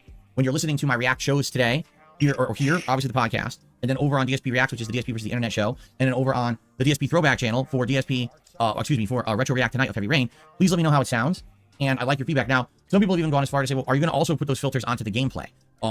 In general, for the most part, we don't have issues with the audio of the gameplay, right? That's never been the issue. I've always been able to adjust the gameplay audio enough that it's fine. The problem has always been the mic has been too dang low. So hopefully now that's fixed. But there's a couple instances, for example, with Final Fantasy VII Rebirth, some people say that for some odd reason, some really odd reason, when their combat starts, especially during, what do you call it? Boss fights, that for some reason the game audio gets really loud and you can't hear me talk at all. So if there are times like that in a game, and it's just an ongoing thing, I could try to put some of these filters onto the game audio and see if it would limit the game audio from hitting a certain level, so that way it doesn't blow out your ears too, and all you can hear is the game. The problem is, if you're not hearing game audio, what are you hearing? Right? It's gonna mute it. So imagine you're in the middle of a boss fight, and it's like you're gonna cut it out, right? I think that could be more jarring than just hearing the overall loud audio, correct? So I don't know. I don't really know what's the best thing. Oh, Dabhands is saying it's annoying noise. I noticed since the volume went up, the slapping of the stress ball as I throw it about. Really? Well, let's test that. Nothing. You don't hear it, right? So yeah, we're not getting the burps and possibly the snorts. This could be the end of getting many free spaces for snorts and burps. This could be very bad for us. Yeah. We lost so many things. We lost bubbles. We lost the members gold. Yeah, 2024 is such a loss of things. We lost the cat. We lost the cat co-op. I mean, that wasn't a big loss, really. We lost the fucking inflatable that came and went. Yes, yes, that has gone as well. Inflatable fucking crown. We've lost so much. This guy's trying to destroy the heart and soul of fucking Bingo. He's denying us our fucking free space, you know, for having 100 lights and blowing bubbles. He's denying us our snorts. He's denying us our burps. He's denying us our fucking inflatable fucking crown. What more can this fucking pig roach take away from us for enjoying a good old wholesome game of Bingo? Well, pointing at the text because it's gone as well. Oh my god. It's a shell of a show now. And even if someone's saying sop it with throat clear, you don't hear them either sometimes. Yeah. Those are also, you see him go through the motions, but yeah. Yeah, we don't actually pick up on that. If it's quiet enough, we don't pick up on it. But before Phil implemented these little settings, every single little bodily function of his, or any sounds that came from him, whether it was like mouth or nose or arse, you heard it. But now, these bloody default settings for his fucking filters is really, yeah, he's killing the game of Bingo. What a prick. Also, the Magic 8 Ball's gone. Yeah. Yeah, he broke that one. Yeah. Well, no one tips $8 anymore, guys. No one tips $8. We need to have our Braveheart. We need our Braveheart moment. We need our freedom. They may take our snorts, but they'll never take our Bingo. Okay, what was it? Spoiler from the future. He's going to take a sip. Let's see if we can hear that sound. Or is that gone as well? Oh my god. We need to see. We need to see. You don't hear? So this limiter or filter, I don't know exactly which is which, because like I said, there's a gate, a suppressor, and a filter, like a limiter, whatever they're all called. Hopefully, this is working. That was a snort. So what I might do, in fact, I might do this on the fly. Okay, hold on a second. Give me a second here. I'm not going to let this motherfucker ruin fucking Bingo for me. Hold on. Where are we? You see what it says? 25 snorts equals free space? Yep. 10 snorts. 10 snorts. Whoa. Like, if he's going to limit the number of snorts we can hear, then I've got to try and adapt to suit. Also, on the fly, nice. He bucked earlier on, and I didn't track that, my bad. So I ticked it in the board as well, but I forgot to count it. The burps might be harder. The burps might be harder to pick up on. We're not entirely sure, but we'll play it in my ear and see how we do. But yeah, some snorts are still getting picked up on because they are loud enough. So based on that, we go to 10 snorts. And also, 16 years he figured this out. Yeah. The burps are always harder to get anyways, a free space. True, I might replace the burps with something else. It's possible I might replace that with something else. But what else could you replace it with? That's the thing. I don't know. That probably explains why we had the earthquake. We can't feel the burps anymore. Jesus. Well, yeah, It went into the ground. yeah, if people not Yeah. aware, Australia had an earthquake. D-Dog slipped right through it. It was, Yeah, it was 3.6. It was enough to throw my niece from her couch, but yeah, I slept through it. So. I do have a question. Has corner demons been added to the bingo card? Corner demons. Like, instead of point at text, replace it with corner demons. Yeah, when he looks up in the corner. So it's just when he stares to the corner randomly, that's corner demons. Yes. Yeah. That is not a part of the bingo so far, I'll tell you that much. But it definitely should You know be. what? I think since the pointing at text is kind of pointless now due to the fact he got rid of the members goals, if he does the corner demons, we should just put point at text, corner demon. Impossible. We might do that. We might do that. Water bottle on my desk too. Okay, let's try that. Ready? Here we go. It is making a noise, but how loud is it? It's not excessively loud, correct? Take a sip, Okay. Phil. So let's see what happens. What Again, if throat he's- clearing too. Let's see what happens. You know, I gotta clear my throat as I'm streaming all day. Some days, today's actually not that bad this morning, but I've had days when it's been really yucky and gunked up and messed up. So let's see.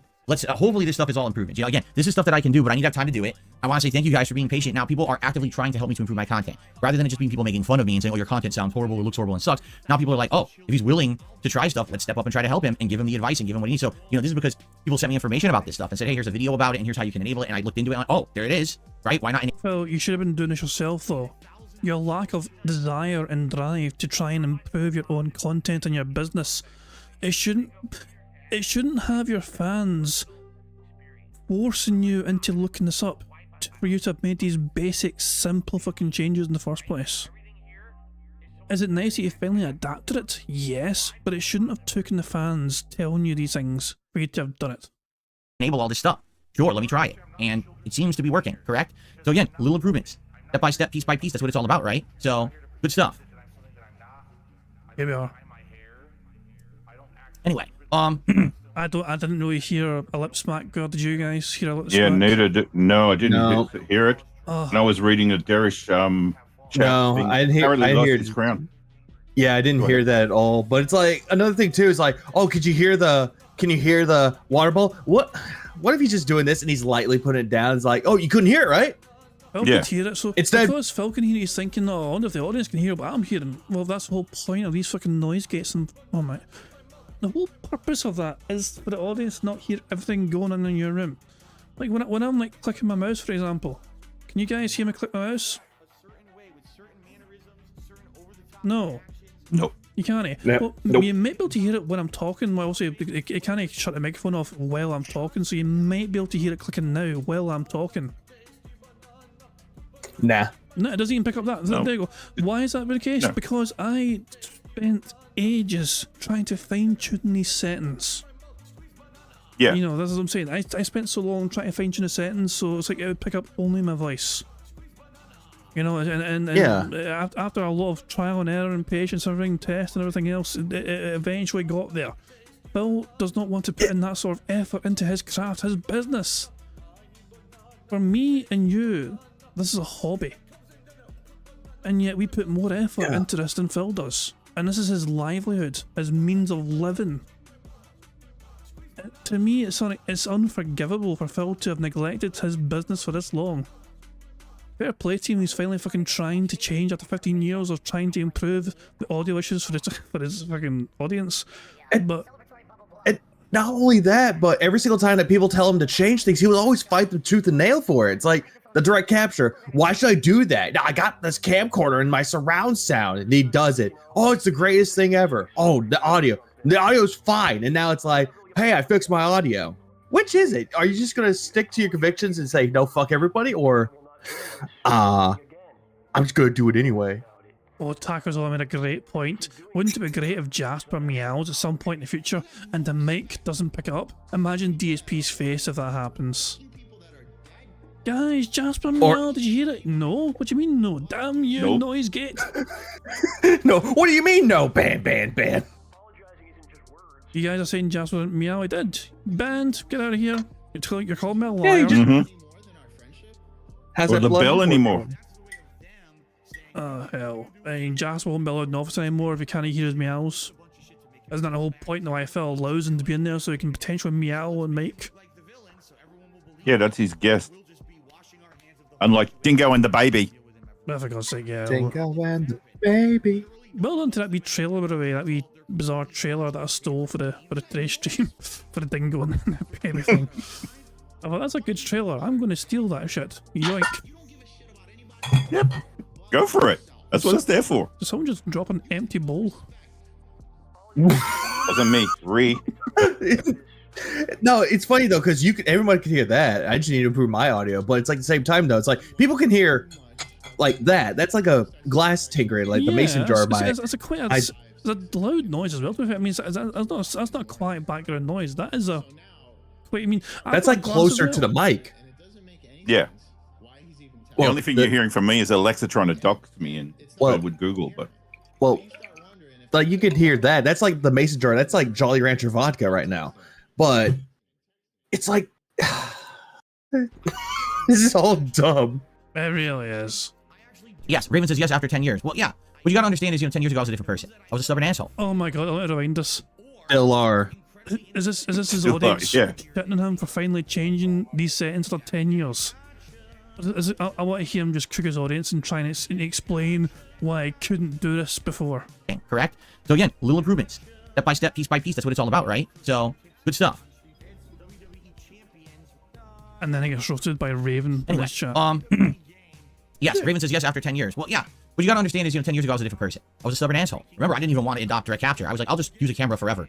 And, totally not even understanding the benefits of live streaming, how much better the visual and audio quality is when you direct capture. I mean, I was an idiot. A very stubborn moron. So then, of course, when I would go to the next step, okay, let's begrudgingly do the upgrade. Then I wouldn't want to go the next step. It really is for me like baby steps in a lot of ways. Today, I'm definitely a lot more open to suggestion as long as it's a suggestion that's something that I can do feasibly. And the problem is a lot of people ask me to do stuff that I'm like, I can't do it. I'm one man. I can't completely change the content that I make. I can't do these crazy things. You know what I mean? It's tough being a one-man show. And then when people actually help me with this stuff, it's even more tremendous. Like, take a look at some of the stuff that I've done in the last few years with the visuals, the audio, and let's be honest, even the gameplay level. You really think I would have done as well as I've done in fighting games in the last year if it wasn't for actual direct feedback and opinions for improvement from people? No, I don't think so. I think that I would have kind of flubbed about, scrubbing it out, and all of that, and never really improved. And I have. I mean, look, I got multiple characters in Master and Street Fighter 6, right? This is definitely an attitude that I love more to have now. I mean, better, as I say, better late than never, right? And that's what I feel like. If I had been more open to this stuff when I was younger, sadly, I probably would have done a lot better over the years, but I was stupid because I was young and ignorant and thought, oh, my shit doesn't stink. Everyone likes it how it is. Why change? Not understanding that in this industry, you have a ton of competition and you kind of have to try to improve with the times. And I didn't get that, Now, listen, I'm unique and different from a lot of content creators. We all know that, right? I'm in a very unique position, a different position than most. So for me, it's not like, oh, I'm a threat that, all of a sudden overnight, I'm going to become, no one's going to watch my stuff. That's not really what I'm worried about. I'm just worried about, I want to continue to improve things for you guys within reason, because I know that's just going to overall make the product better. Like, I'll tell you, I love how the show looks now. This is the visuals, the presentation just of me. Instead of me just sitting here wearing a gaming shirt every day, me just looking a little bit more professional every day with the way that I dress and stuff, and the lighting and the backgrounds that I put effort into every month to try to set them up. And, it just looks good, right? And now the audio is sounding better. And it's like, this is something that I should have done ages ago. But again, for me, it's like baby steps with this stuff. It really is. And now I'm kind of getting into the rhythm of, hey, let's just improve as much as we can every day, right? When I can, because I can't do it every day. Some days I'm so slammed, I'm so stressed. You know what I'm saying? There's nothing I can do about that. That's life, right? So not every day can I instantly be doing things and changing every day for the better. Like, for example, the suggestion to put these filters on the mic has been for like 2 weeks. People have been, hey, you're gonna do it? You're thinking about doing it? And I'm like, oh, I'm too busy, I'm too stressed, I can't do it. And then finally I get around to doing it. And people are like, oh, it sounds better. Oh, well, maybe I should have done this 5 years ago, 10 years ago, right? Right? Anyway, I hope this sounds good. I hope this is an improvement, and let's keep it coming. Meaning, again, feedback is key. And what I notice is, people who leave me nice constructive comments on my videos, thank you for that. People who send me messages with advice, thank you for that. I need that. I absolutely need that. So that I can always improve. And thank you for that. That understanding that now I'm more receptive and I'm way less stubborn, way less pig-headed. I can look back at my old self and be like, boy, I was stupid, right? Now I'm not anymore. I don't want to be stupid anymore. I want to be a better person, a better creator. So hopefully, things will improve over time. All right. So now that that's done. Yeah. I was just wanting to let him allergies. Thoughts? Yeah, no, same. Like, I'm listening to this. He's like, oh, I just can't do it. It's like, can't or won't do it. Because every single time he's like, what would you do this? He would tell him to shut the fuck up. Everything that he has with the lighting, yeah, people try and help him with the lighting, calls them idiots for it. Try and help him out with the settings for everything. Oh, it's good. What are you talking about? It's him trying to fight the fact that his delusions of grandeur kick in. He's pretending to be better than everyone else, when in reality, he's never going to be better. And he's like, oh, I'm just taking baby steps. 16 years of creating content. You're still a baby trying to learn to walk. And with the suggestion box, had all these suggestions on it. No, you don't know what you're talking about. I'm 60 content creator. I know what I'm talking about. No, you're demanding things out of me. Yeah. Why are you laughing?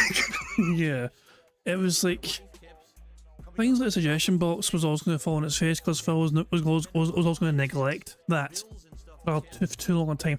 He got immediate suggestions straight away on things that could benefit him. One of the first things that Phil asked for, literally, when that suggestion box was made a few months ago, one of the things that he suggested people recommend to him to suggest was what games to play. And so you get all these old comments from when the post was made. They posted all these games for Phil to play. And then he gets around to it months later, looking back in the suggestion box, and he reads all these fucking different comments, telling him to play this game, that game, and he goes off in his chat. The guys, please stop suggesting games for me to play. I'm so busy right now playing. You asked for games to play on your suggestion box, Top. Or you're afraid. Or the other one where the whole thing with the cat co-op didn't work out, and he's like, "Hey, suggest what you want to play," and people are giving him suggestions, and you want the same answer he kept giving. Not interested. We're not interested in that. It's like he wants to say that they're not interested, but he's like, because people told him. Like, it's crazy. Yeah, it's like an Overcooked. There's no interest in that. It Takes Two. I cannot believe he shot down Overcooked. Overcooked is such a fun game to play together. It really is. It's such a fun fucking game.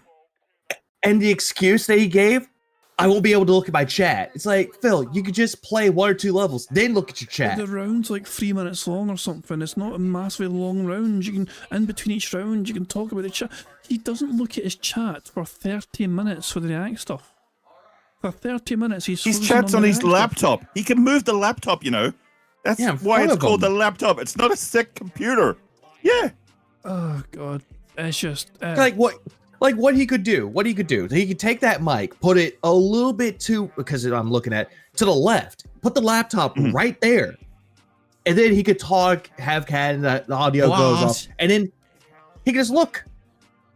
Yeah, and I have He's bought another chair, right? He could put the laptop on the chair, or he could put it on that shower chair that he was using before, and apparently it was, way too high, so it made him dominate over Cat. He could put it onto that thing. It's not, that hard. Seriously. I think I should be banned for talking sense. Minutes, I'm going to be talking and saying absolutely nothing. That was basically that. Thanks, Aria, for the $5.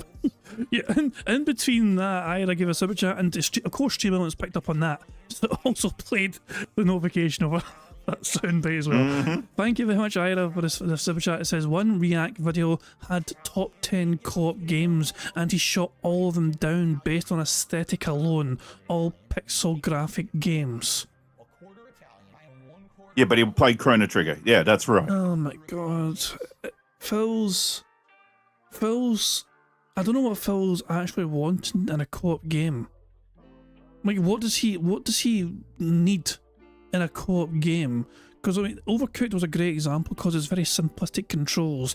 Yes, it's a bit chaotic, but that's part of the fun in the game when you try and combine teamwork and everything else. You try and work together and it's a really fun game to play. And it's like it's not as if it's non-stop. It's like 3-minute rounds or whatever, and then you can take a breather, and if you want to try and go back to an earlier round and improve your score, you can do it, things like that. And it feels like, we don't think Stream would enjoy it. So we were bored watching. That wasn't what he said. Phil said that he was bored when he watched another playthrough of it. Something like that anyway, yeah. It baffles me. It baffles me. Yeah. Dread he just doesn't want to do anything. Yeah, was it like the whole co-op thing? Sorry, go ahead. I was going to say, Dread thinks that he doesn't think he's going to play co-op games because he knows him and Kat will both be shit, and he doesn't want her to be mocked. That's a possibility. Phil is always helping her out. going by his own testament and trying to complete certain levels in games. So if Phil's a bad gamer and Phil has to intervene to help out Kat, how bad is she at games? Is it a possibility? Very bad, I'm assuming. Yeah.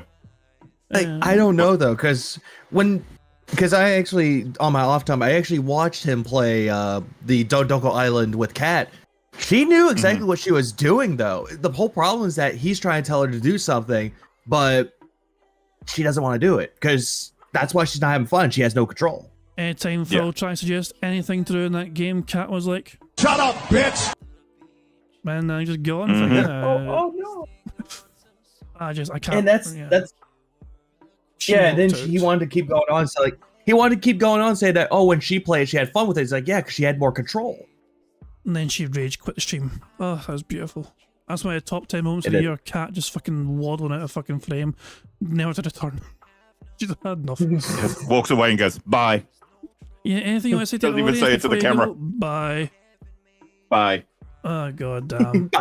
Bye, honey. Oh my god. I was waiting for him to go, I love you. Can't wait for a triumphant return for him to play a co-op game.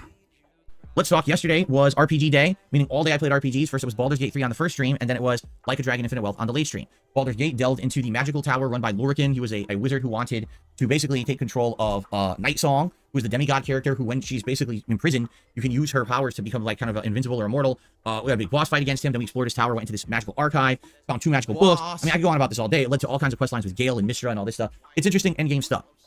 I am still happy that we have an audience that comes to the live streams. Basically, no one's watching the videos on YouTube anymore. I mean, I'm not even kidding you. The videos are almost live for 24 hours. They don't even have 200 views on them anymore. Like, at this point, the playthrough with the on-demand audience is pretty dead. Okay? And, I mean, we're 110 hours into the game. This isn't surprising. And this is what I say when I say that games sometimes are just too long. I like Baldur's Gate 3. But a game like this... You fucking don't. I mean, you don't. You know what? You like it when people give you money. Yeah, this is the only reason why he's fucking brought it back. And buy you the game, yeah. And remember the original pure plan. profit because he didn't have to buy it. The original plan for Baldur's Gate 3 was to not play it as often. Then after what, 2 slow Final Fantasy streams, guys, I think we're gonna have to bring back Baldur's Gate 3. we may have been a bit fucking presumptuous about that. He threw a fit. He was like, "Oh, it looks like nobody's interested in this game. I want to play Final Fantasy 7. I'm excited for this game." When all of a sudden people gave him money. I like Tekken. Give me money to play Tekken. Fans like, no, we don't want I love Tekken. Gets demoted twice. Well, Tekken, I'm taking it out of rotation. Fuck this game, I'm not winning anymore. It's not worth playing. I'm out of here. Fuck you, Tekken. I'm going back to Super Street. But I like a Dragon, and nobody wants to support it. Oh my god. No. I'm thrilled to play it. No, Phil. I love Like a Dragon. Oh, and that was the point as well. People might not be aware of this. Phil got $55 for the stream. For 95% of the stream, that was sitting at $5. Somebody came in the last 5-10 minutes, was it, D-Dog? And gave him 50 bucks. Okay, so what was it? It was an hour and a half, nothing. Then $5 showed up. And then 5 minutes before the stream ends, $50 shows up. Jesus, man. From Anonymous. Phil has had 2 previous $5 Like a Dragon Infinite Well streams. He almost made it a third before some random anonymous whale came out of fucking nowhere to make it seem not as fucking bad a day for him. Even though the day stream was fucking crazy for, supportive for him. But they fucking got a random 50 out of fucking nowhere. Saved Like a Dragon. Oh, bloody hell, man. It's terrible. Anyway, let's crack on a bingo. We're doing quite well so far, but we're 5 snorts away from a free space. I don't know how anyone's supposed to retain attention, especially with my viewer base that likes variety, that likes me jumping from genre to genre, and to see me play a game for 110 hours and to be told, oh, you still have 10 streams left. Like, what? You know what I'm saying? The thing is, I've invested so much time in the game, I want to see the resolution of all these plot lines that have been a part of the story. I could rush through it. Like people even said, if you just rush through the game, you'll beat it in 3 streams. You'll finish the story and you'll be done, right? But for me, I'm like, I don't want to rush. I don't want to miss out on kind of the epilogue story of each major character whose stories we've now followed for so long. And let's just translate that for people that might not be following along. He is not wanting to let go of Baldur's Gate 3 because he knows it is a one big cash cow for him to fucking milk his audience with as much as humanly possible. It is the one stream he has which guarantees $100+ in tips every single time he plays that game without fail. So yeah, even though he could finish a game and get out of the way, he doesn't want to, for reasons. I can imagine he beats the game and all of a sudden, second run, let's go. Yeah. Too bad it doesn't have Queen's Blood card game in it, like Final Fantasy VII. He loves playing that. Yeah, I wonder why. For hours. But that means more time investment, right? And the other thing is, I definitely need to start focusing on Baldur's Gate 3 and Like a Dragon more. I need to finish them. Hopefully, I'll finish one of them possibly by the end of March or very early April. I need to move on to other games. You understand? Jesus. I can't play these forever. And Like a Dragon just hit over 40 hours last night, and that's about after a month. And it's like, I like these games. I like RPGs, but it's just not working. Doing so many RPGs, it's not. I know the audience is exhausted just like me and are tired of RPG mania. It's too much. And now it's hilarious because today we're going to talk more about new RPG announcements, and it's like, more? Burger. Again, read the room. Read the goddamn room when it comes to the game climate. Why are everyone releasing an RPG right now? It doesn't make sense. Anyway, fun? So, FYI, I am still enjoying Baldur's Gate 3. The streams do well, but literally no one is watching the videos on YouTube anymore. I'm not really going to freak out about it too much. As long as we have an audience that's showing up, engaging, and supporting the streams, it should still be fine. But essentially, when I know that people want to see other stuff, and I'm getting to it, I promise you, okay? All right, so last night was Like a Dragon Infinite Well, and we're still in Chapter 8. The game is 14 chapters, and we're in Chapter 8, and this is one of the longest chapters in the game, meaning you go back to Japan, Yokohama. You're with Kiryu, and he has his own party now. And they all have their own new jobs and things to do. But all the side content opens up. He's reminiscing about his past and all the previous Yakuza games. He's running into people from his history and having interactions with them in these conversations and meaningful cutscenes.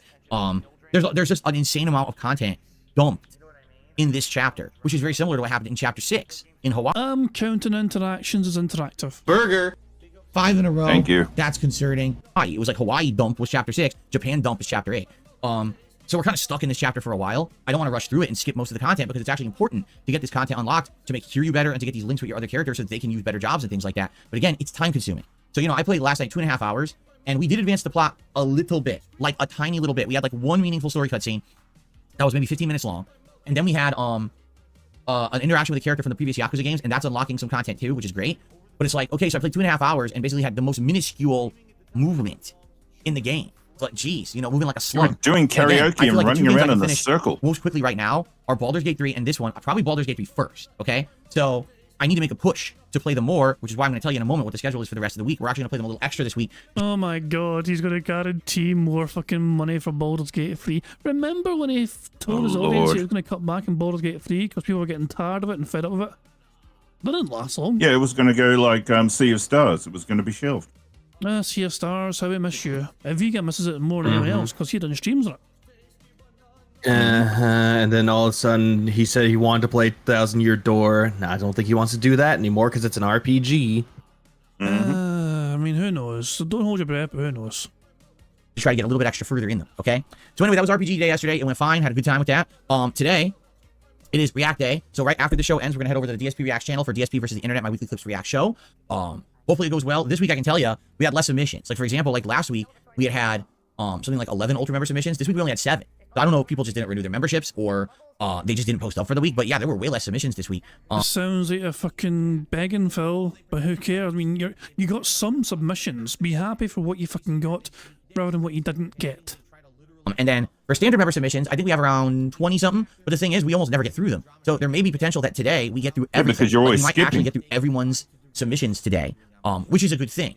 All right, but there's a couple that I skipped. One of them is a video about a guy singing about genitals or something. I'm like, we're not gonna watch that. I'm not gonna ever watch a video about some guy talking about genitals. It's stupid. Okay. There's another video that would have been pertinent and timely weeks ago. Basically, I guess this week, someone, I don't even know who they are because I'm not aware of the Tekken community when it comes to the FGC, but someone kind of like analyzed my gameplay of Yoshimitsu and said, oh, here's the flaws in Phil's gameplay where he can improve. The problem is I'm done with Tekken 8. Like, literally, it's sadly useless information now because I'm done with it. I've made my decision. I'm done. I'm not going to invest more time in it because I just don't have the time for it, and I needed to drop a game anyway to make room for new games. So Tekken 8 is it. So there's no point in me watching that video because it's just going to be information after the fact that I don't need and I don't want, quite frankly. All right? So there's a couple videos that I, like, skipped. So hopefully the other videos, like I said, I'm hoping we'll get to the point where, we'll be able to watch everyone's video. I know people have been saying for the last few months, it's kind of unfortunate that we don't get to as many videos. Oh, by the way, there's no super member questions this week for the first time in ages. So there's no Q&A segment. It's going to be all watching the videos this week. And no, like, 20-minute break to answer questions this week. So what's I guess the we'll point see. of doing this? You're paying to watch videos. You're not watching them. You're paying to do Q&A when you do Q&A for free anyway. So I don't see the benefit, Vic, to the point where I think that's why even Derish has decided, nah, I'm not even going to pay money to do anything. He's waiting for the free crown, even if it's from Argentina. Yeah, I don't think Derek's ever actually sought out his own membership, ever. Like, somebody's always gifted it to him. Because he knows. No, he did it once. He did it once. Really? Once last year. Well, I because guess because he wanted to submit a video. But guess after it went to the new tier pricing, he's not doing it. I guess he stole his mama's credit card again then to get that fucking membership one time. Well, that's what they think Slayer did last night. So anyway, with the $50 yeah, drop. good stuff. And it should be a good show. Then tonight... Isn't Slayer like a grown-ass man with a job? I mean, hold on. Yeah, but his parents still thing, because apparently he said last night that, Phil, it's okay for you to do the taxes this Monday. You can do my videos the following week. Fucking hell, man. Slayer is bizarre how much control. It's bizarre how much control Slayer has over Phil's life outside of streams, it seems. It's quite bizarre. Especially due to the fact that his Patreon videos, it's him. It's always Slayer. It's just a Slayer, yeah, that's right. Yeah, and he asks for free of them. Like he gets like 3 separate ones made, so it's not just $50 per video. He's getting $150 for free videos from the same individual. I'd be like, it's crazy to me that fucking. But yeah, that's like, fools no money are easily fucking part, I guess. If that's what Slayer wants to fucking do, whether it's his money or his mama's money or whatever, it is what it is, I guess. 6:45 p.m. Pacific Daylight Time. Yes, I have to start saying that now because we are now in Daylight Saving Time, so I have to say Pacific Daylight Time so you know that. It's going to be Retro React, Heavy Rain over on DSP Throwback, where we're going to go back down memory lane and back to my original playthrough yet again. This will be the 4th. I think this is the 4th straight week that we're doing it. I'm pretty sure it's the 4th straight week that we're doing it now. For a month, monthly, we've been doing this every Sunday night. And it's been great. You know, the playthrough's been, getting more interesting now as we're nearing the halfway point. Maybe I think we're actually a little bit further than the halfway point of the game. Today we definitely will get through the halfway point of the game. And it should be a good time to relax and enjoy and see how much further it gets as Ethan keeps doing his trials. Norman Jaden keeps using the RE to try to investigate and find the clues. Got Shelby keeps investigating from the private eye standpoint. And of course, Madison just does random stuff. It's so weird. She's the one character that's not invested in the story, but she's part of it. I don't know. Glub, glub, glub. So that should be a good time. I hope you'll join me for that tonight. Now tomorrow, Monday, here's the deal. On the first stream, it's going to be the podcast and Final Fantasy VII Rebirth. There will not be a late stream tomorrow. 2 reasons. Number 1, I'm filming Patreon private react stuff. And number 2, I'm trying to do more work on my private personal stuff going on behind the scenes this month. So I just need the time off from that night stream to do that, okay? So sorry that there's only 1 stream tomorrow. If there's going to be a day when things are probably deader, it'll probably be tomorrow, honestly. Again, Final Fantasy VII Rebirth is outstanding. I'm absolutely loving the game and the playthrough, but it's getting, like, no attention. Like, everyone's not caring. Last time I streamed, no lie, I barely had 200 viewers. It's like, wow. For the brand new RPG to only have 200 viewers, I can tell my audience is checked out of RPGs. And there's not much I can do about that, but new games are coming, okay? Then on Tuesday, we're back to full-time streaming. This is what I mean. The schedule is now going to change. Here's what I'm doing. Tuesday, it's going to be Baldur's Gate 3 and Like a Dragon. And Wednesday, it's going to be Baldur's Gate 3 and Like a Dragon. Okay? He's played the game. Oh my god. So guys, you want variety? He doesn't be playing the same games twice in 2 days. No, I love this too. It's like, oh, I only had 200 views or viewers on Final Fantasy VII. I guess nobody likes RPGs. But by the way, Tuesday, Wednesday will be Baldur's Gate 3 and Like a Dragon. Well, RPG, and then another RPG, and another RPG. RPG. And then on Thursday, I won't be here. Hey dog, I heard you like RPGs, so I'm gonna fucking have these RPGs in this stream and have these RPGs in the stream as well. You told me you're fed up with RPGs? Are you sure about that? Because here's some more RPGs for you. Give me the money. Oh, here's another thing too. Talking about RPGs, he wanted to talk about how he wanted to play Rise of the Ronin, which is an action RPG, and he's like, "That's not an RPG. I don't know what they're talking about." And I'm like, it's an RPG. RPGs have different genres, like different categories of what an RPG is. Strategy, action, like strategy, but that's same thing with it though. And then there's turn-based, original RPGs, and then computer RPGs. There's a lot of RPGs out there. And apparently had almost 500 people tune into his Tekken gameplay the other night, but he's dropping that because he got his arse kicked. He got bitch slapped back down to red rank and he can't fucking handle it. Everyone cheats and everyone spams and button mashes, and it's not fair. And I like being good at games, and when people can prove I'm not good at games, I don't like to play those games anymore. Oh my! But I was doing the moves, guys. I did it exactly like the professional player did it, and it didn't work. Why? Jesus Christ. Oh, you're telling me a certain move. What are the inputs? I don't know the inputs. What use are you then? Oh god, chat, come on, help me beat this guy. Oh my god, he actually started blaming his chat for not winning in an online multiplayer fighting game. Like somehow his chat were meant to. But doesn't he get upset? Yeah. But didn't he get upset when chat was talking to him and he was playing? He goes, "Look, I'm doing a fighting thing here. I need to concentrate. I can't be looking at chat 24/7. So you guys need to behave." Basically, they're the scapegoats. So, what is it? It's their fault. It's their fault Phil lost. Because they didn't help him, and then they tried to help him, and then they exist. Yeah. Okay, I'm doing it 2 days in a row. And I say, well, why are you doing it 2 days in a row? Because I want to get extra gameplay in for both games, because these are the games that I'm getting close to the end of. Okay, so if I push more for those games, I'll finish them more quickly. That's the whole idea. So that's why I'm doing that. Sure, I could do something different for those streams, but I want to get as far. Oh my dog! What's up? Mookie with the £2. Yep. Thank you very much, Mookie, for the super chat. Who says, hold on, I keep pressing the thing, sorry. It says he blamed the OST for dropping moves. He blamed the soundtrack. Hold on. He blamed the music. He did. He did. Tekken music.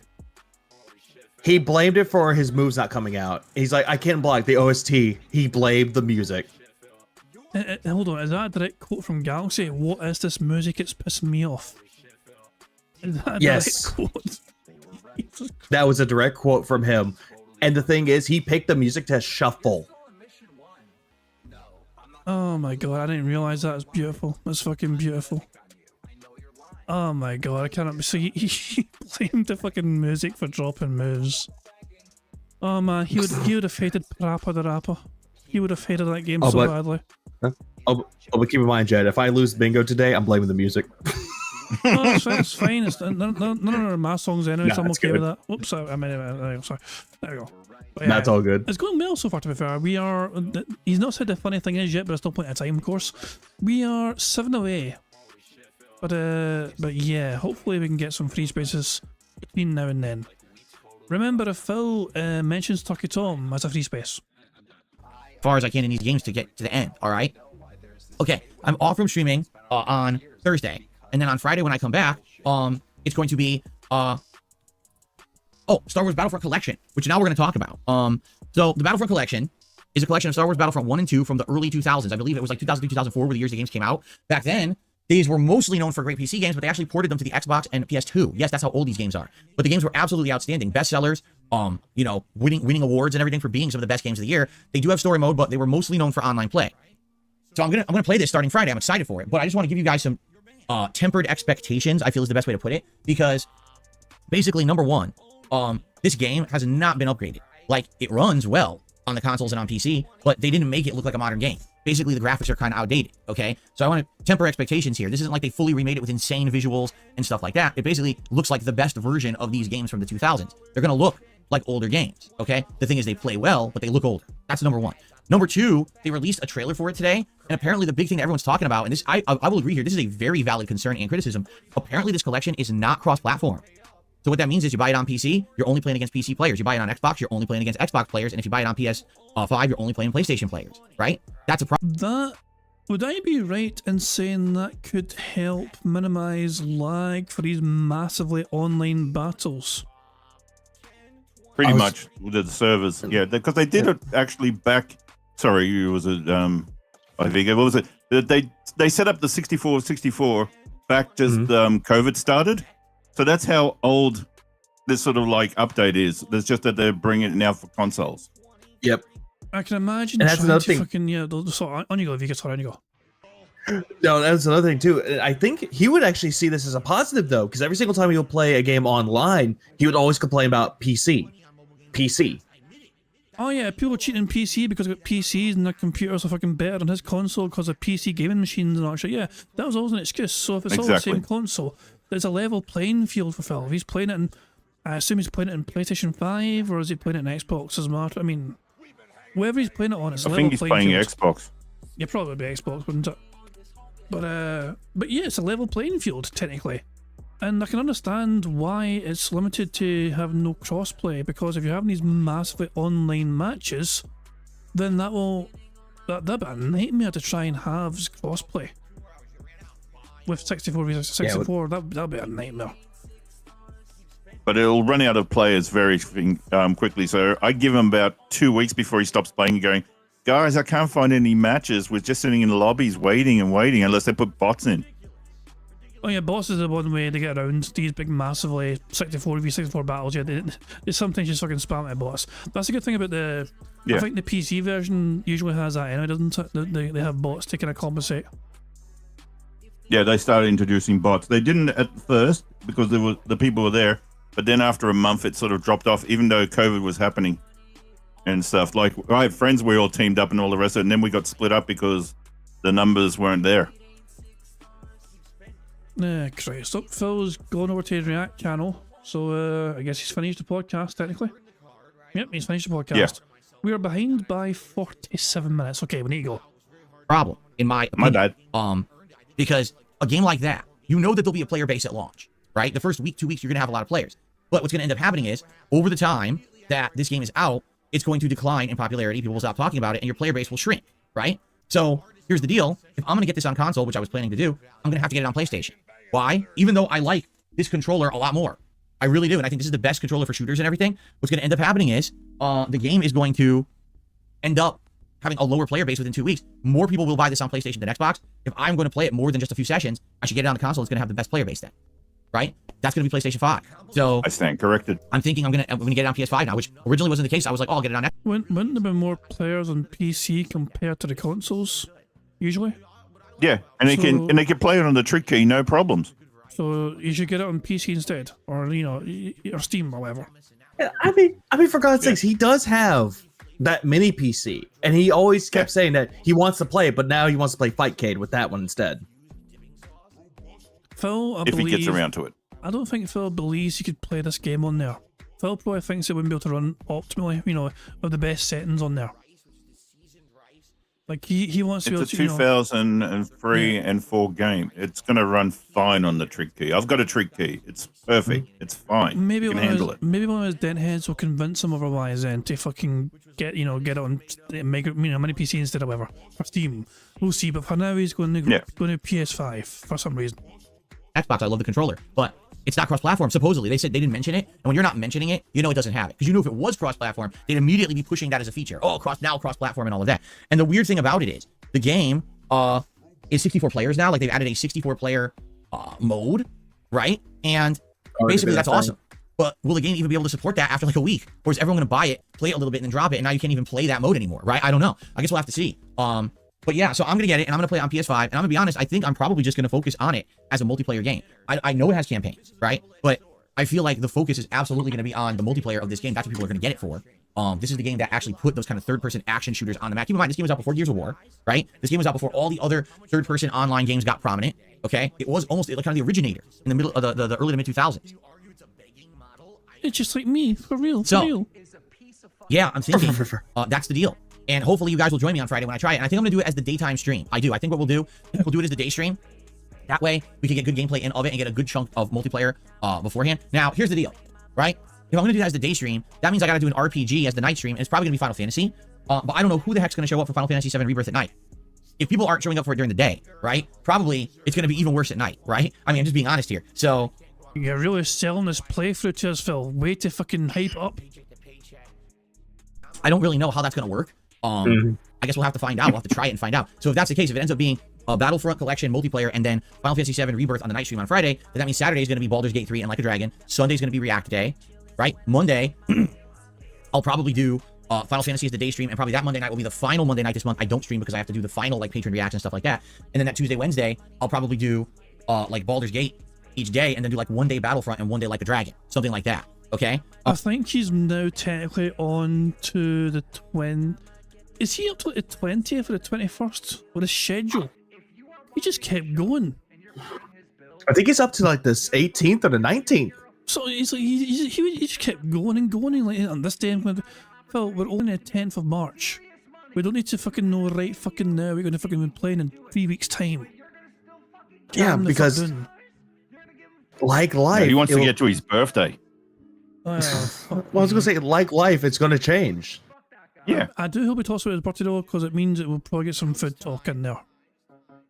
Please that's do. probably what we're looking at. All right, FYI for schedule wise for next week. It's gonna be a little weird and gonna be juggling a lot of stuff, but I'm hoping to push progress in these games that I'm getting close to the end of, so we can beat them sooner rather than later. Like I said, if we can finish Baldur's Gate 3 by the end of this month, that would be ideal. Because that means that then I can focus on other games. I'll be honest, like, I'm actually pushing to think that maybe I don't do 1 or 2 of the major side quests near the end of the game of Baldur's Gate 3. Like, people have been saying there's this one called Iron Throne that's the most annoying thing in the game. And even though it does have an interesting payoff, since I'm at the end of the game and interest is waned, maybe I just shouldn't do it. I don't know. We'll have to talk about it, okay?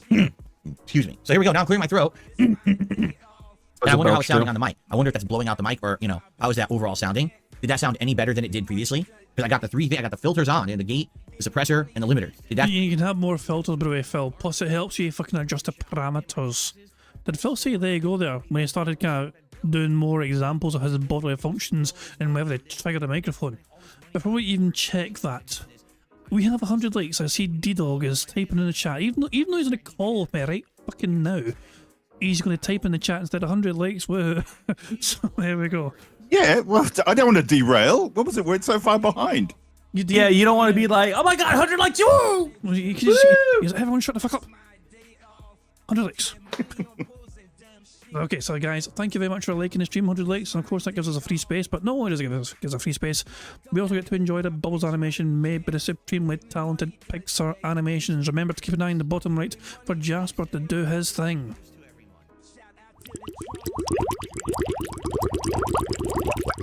Okay, shut up, Jasper. Cap. Good cat. I love that fucking pussy. I don't know. We'll have to talk about it, okay? Excuse me. So here we go. Now I'm clearing my throat. Yeah. He said, here we go. He didn't say, there you go. Here we go. Balls. So I can't count. And I heard a burp in there too. Well, I counted the burps already. I already counted it. It's like 2 of them, you know. But I wanted to see if Phil said there you go or not. Sadly not. And I wonder how it's sounding on the mic. I wonder if that's blowing out the mic or, you know, how is that overall sounding? Did that sound any better than it did previously? Because I got the filters on, and the gate, the suppressor, and the limiter. Did that sound any better? Bill Williams says it was much better. Thumbs up. Was it really? It was lighter for sure. Good. Oh, well, this is excellent. This is excellent. Okay. He's gonna belch and fart. The limiter is working. People are saying it's working. All right. Hey, if you're watching this on demand, please give me feedback. And I will say again, guys, please, if you watch my content on demand, leave comments and give me your feedback too. I need the feedback. I mean, I get live feedback from the audience, but I'd like to know from the on-demand viewers as well. You guys are watching, and I want to know your opinions. Okay. You're only doing it for the algorithm, Phil. Cool. So that's the schedule for the next week, ladies and gentlemen. It is time for my favorite segment, your favorite segment, and everyone's favorite segment. It is time for DSP News, and today it is Mario Day, meaning March 10th, or Mario, if you spell it out. And Nintendo had a series of interesting announcements to make today, which I would like to share with you regarding Mario content, okay? So the first... Are you ready for this? No. Paper Mario and the Thousand-Year Door will release on May 23rd on the Switch. For those who don't know, Paper Mario and the Thousand-Year Door is, I believe it was the sequel game in the Paper Mario series, originally released on the Nintendo GameCube back in the day. This is the game that I played about 10 hours of when I had a GameCube, and I loved it, but I never finished it. Now, I couldn't tell you why. I mean, my life was very different over 20 years ago. I was probably busy with life and other things going on. I just never got around to going back and finishing it, but I remember really enjoying it. Probably busy with life and other things 20 years ago. Phil, you were playing Street Fighter. Wasn't Paper Mario the vest streak? That was Origami King. Ah. That was the game where the vest streak ended. And I love how the fact that he's like, oh, I love this game. Never finished it. Mm-hmm. So why didn't I finish that game? Probably because I was drinking myself into a drunken stupor while trying to piss everyone off in the FGC and begging Yaha not to fucking beat the crap out of me. Yo, Phil. Yeah. Shut the fuck up!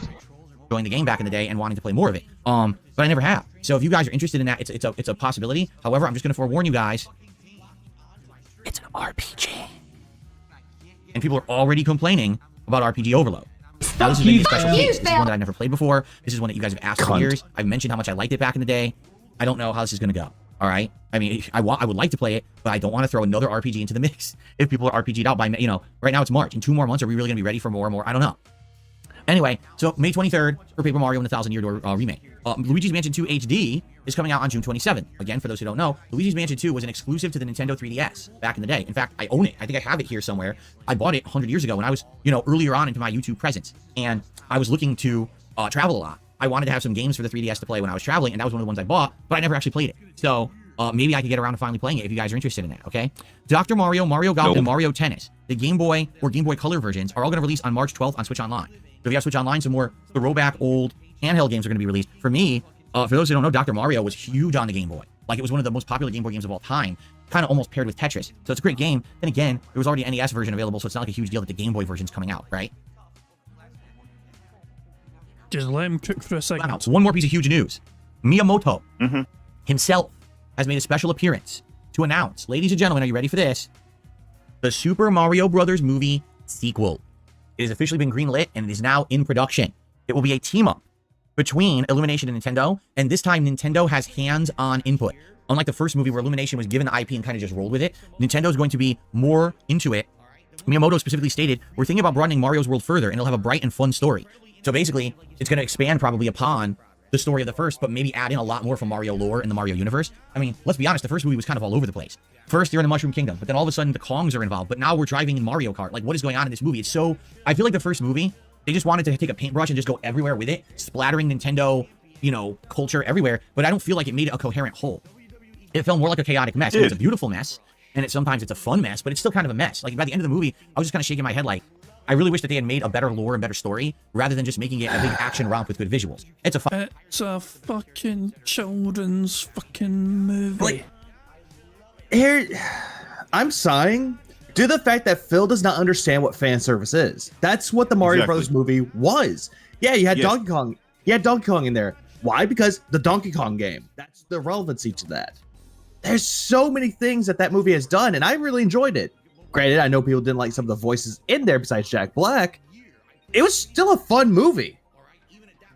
Exactly. We don't need back laws for everything. I remember when they introduced Spider-Man into the MCU, right? He was about to tell us the whole entire Uncle Ben, and to the point where Tony Stark goes, kid, I don't need to know your backstory. That was it. We didn't have to go for the whole Spider-Man origin story ever again. Yeah. It's like, it would be kind of dumb, though. It's like, oh, yeah, there's Yoshi in there at the very, very end. But you're not going to be like, oh, hey, let's talk about the events of Yoshi's Island. Let's talk about the events of Princess Peach. Let's talk about all the events, how Bowser's created. No one cares. Everyone knows who these characters are. Exactly. I've still not seen the movie. Does he? The movie's really good. It's good, yeah. Otters. Compared to the other one. So, I'm just waiting for the otters. When you say the other one, do you mean the live action one from the 90s? Yeah, oh, yeah. Oh yeah. I watched the extended one last night. It goes for 2 hours. That's a special there's just too much backstory. Movie, it's a... Jesus, man, that's just something different. Oh, bloody hell, man. It's a kid's movie, and Phil's looking at it. He's like, oh, they just took a paintbrush and did all that. It's like, Phil, it's a kid's movie. I'm just picturing getting near the end of the movie and all the kids are fucking happy and they're cheering, and Phil's just sitting there disgruntled and going, the lore wasn't covered appropriately. I'm not happy. I wanted more lore. I want these children to understand the meaning of these characters. And actually, when he reviewed the Mario movie, he said he passed out. Oh my god. Yeah, he said he passed out in the middle of it. He fell asleep. Jesus Christ, man. Well, that happens to him playing games as well, to be fair, you know what I mean? So, yeah, he's an old man. What can you fucking do? Jesus Christ, man. Well, Happens with the 10. Oh, and it hasn't enabled an animation or element, so there is no stream elements animation, sadly, but thank you very much to Who's Poppin' for a super chat, who says, towards new Mario film, Yaoi Jobby. Jesus Christ. I assume that you guys are aware of what a jobby is. I do. Yeah, maybe. I'm not sure how well it translates outside of Scottish tones, It's kind of a Scottish term, a jobby. So Iviga, scat talk. Yeah. Jobby is basically a turd. Yeah, I just looked it up there you go. Google, and that was the first thing that pops up. It's like a poo. Yeah, it's That's a wee jobby. Yeah, it's a Scottish thing. Yeah, wee jobby. Yeah, there you go. Thank you very much for calling me a wee jobby. Yeah, prick. Thank you for the super chat. Fine movie for kids. But for me, I was bored. Like halfway through the movie, I was super bored. And I was like, man, I would have liked more lore. I would have liked a more coherent world, not just mishmash everything together and make it look pretty, which is really what they did. So maybe that's what they're aiming for the sequel. Maybe this is what Miyamoto is getting out, saying, oh, we're going to broaden Mario's world further. So it sounds like they kind of understand that what they did is they just kind of made chaotic mess. Now they actually want to make, like what I'm thinking, why not bring in actual more characters and more plot lines from the Mario games over the years, right? Like introduce Yoshi, or perhaps go into the Super Mario Galaxy lore, which is weird because one of the characters, Luma, is in the movie and has nothing to do with Mario Galaxy. It's just a weirdo character there for like comic relief, and it makes no sense. I feel like that was a lot of the problems with the Mario movie, the first one. There was the presence of characters, but they were there just to be there, and they made no sense, right? So, you know, like imagine having a cartoon mashup of all your favorite cartoon characters, and they're all in it, but none of them really are representative of who they are in their own universes, nor does it make sense that they're all together. Like, what is this? Look, when Johnny Bravo... It was called the Laugh Olympics. When Johnny Bravo teamed up with the Scooby-Doo gang, I didn't fucking go, hey, what the fuck's going on here? Worlds are colliding. I was like, oh, cool. Johnny Bravo's going to help solve some crime. It's cool, exactly. Or, you better yet, enjoy it. Or, what was that one? It was like a drug PSA, and it had like Alvin the Chipmunks and Looney Tunes in it. Oh my god. That was that one too. That is marijuana. Grew up during, and I grew up during the Hanna-Barbera thing. They had the Laugh Olympics, which had Grape Ape, the, what do we call it, Scooby-Doo gang, and also Blue Falcon and all the rest of it. You know, that was a mashup. We didn't need the backlaws and all that. Or better yet, like more of a recent one, Harvey Birdman. Attorney at Law, yes.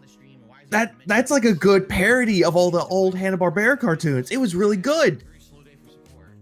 So Brian Jones is saying in chat, is an entire subculture of autists on YouTube that do fiction crossover shit. By the way, the longest fanfic is a Loud House kids show crossover story of like 20 million words. That sounds like 20 million words too many. I don't know, to me that's a lot of fucking words. Like, I don't know, crossovers are fun, and it's a kid's movie, and like Phil's complaining that this character doesn't belong because they're not part of this universe. So it's like they're Mario characters, Phil. Calm the fuck down. They're just trying to make an entertaining Who Framed Mario Roger Rabbit? Oh, that's enough said. That made millions. Who Framed Roger Rabbit is an incredible fucking movie. That's the movie that Bill Murray apparently turned down, and then when he read about it in the newspaper, he literally screamed in the street. I heard that story before, but Bill Murray turned that down, and he regretted it so much. Bob Hoskins got the part instead, and he did a great job, to be fair, Bob Hoskins. It's an incredible fucking movie. Oh. Y'all are gonna hate me for this. Movie. So on you go. She's a big fucking bitch. You're gonna hate me for this. I've never seen that movie. You've never seen Who Framed Roger Rabbit? I know of it. I've seen clips of it. I know who's in it, but I've never seen it. Congratulations, you've got homework. Thank you very much, David. I got you that. Thank you for Petchy for the super chat. It says, I can't wait for the new Mario movie where Phil says it was inspired by Toriyama. Oh my god. Oh my god, of course. Oh Jesus. You're probably right. You're probably right. Yeah, that's probably what's going to happen. Fuck me, man. I could see it now, yes. Ruined already. Your chat hates me now. Well, they wanted to watch it. I'm going to watch it, don't worry. What I will say is it's the only time in history where you've got Bugs Bunny and Mickey Mouse on the same screen and together. Donald Duck and Daffy Duck, yeah, but those two in the same scene together, and apparently there's a whole lot of like strange things where they had to do certain agreements as to what the characters could and couldn't do together. But you exactly. So it's a fascinating movie as well. It's a very entertaining movie as well. To be fair, you know what I mean, as I said. So yeah, Eviga, that's your homework. I'm gonna fix that. Who Framed Roger Rabbit? It's a classic one. You know, it's and you'll enjoy it. I'm pretty sure you'll enjoy it. But yeah, you're not. And someone said the Wreck-It Ralph movies, which is a big crossover of video game characters in an animated movie. Wreck-It Ralph is okay, to be fair. You know, it's watchable. I like Wreck-It Ralph, you know, to be fair. And the second one as well is no bad either. But it's a good video game movie, I'd say, Wreck-It Ralph. It's quite enjoyable. It's got a charm to it. And that's the thing about Who Framed Roger Rabbit. Christopher Lloyd is in it as well. The epic, the immortal Christopher Lloyd. Remember me, Eddie, when I killed your brother? See, he knows the memes. Exactly. Like I know that. Like I said, I know who's in it. All right, so there's your homework, man. So, yeah, I'll give you a week to watch it, and I'll see if you've done your homework or not. Right? It's just a weird mess. That's what it felt like for me. So, anyway, this is interesting. And he announced that basically their target for the release of the movie is April 3rd, 2026. Okay? So 2 years. In 2 years' time, the Mario sequel will release. Okay? So that's exciting, I guess. That sounds like if it's reasonable. Well, I mean, I don't know. Doesn't it usually take longer than that to make animated movies? Well, animation does take a long time, dude. Yeah, but the processes of computers are getting faster and faster, so the rendering is actually being cut down. So it is possible. I just, I mean, it seems quick. I'm just saying that's a very quick time estimate to me. Just, but yeah, I guess, things are getting more powerful, I guess. Maybe they have a structure in mind because they've announced it. I guess they have some sort of story kind of in mind, some kind of previs kind of stuff they got worked out, or whatever, you know what I mean? Some kind of rough draft or whatever. So, yeah, so they must have something in mind as well. Oh, there's some guy named Steve.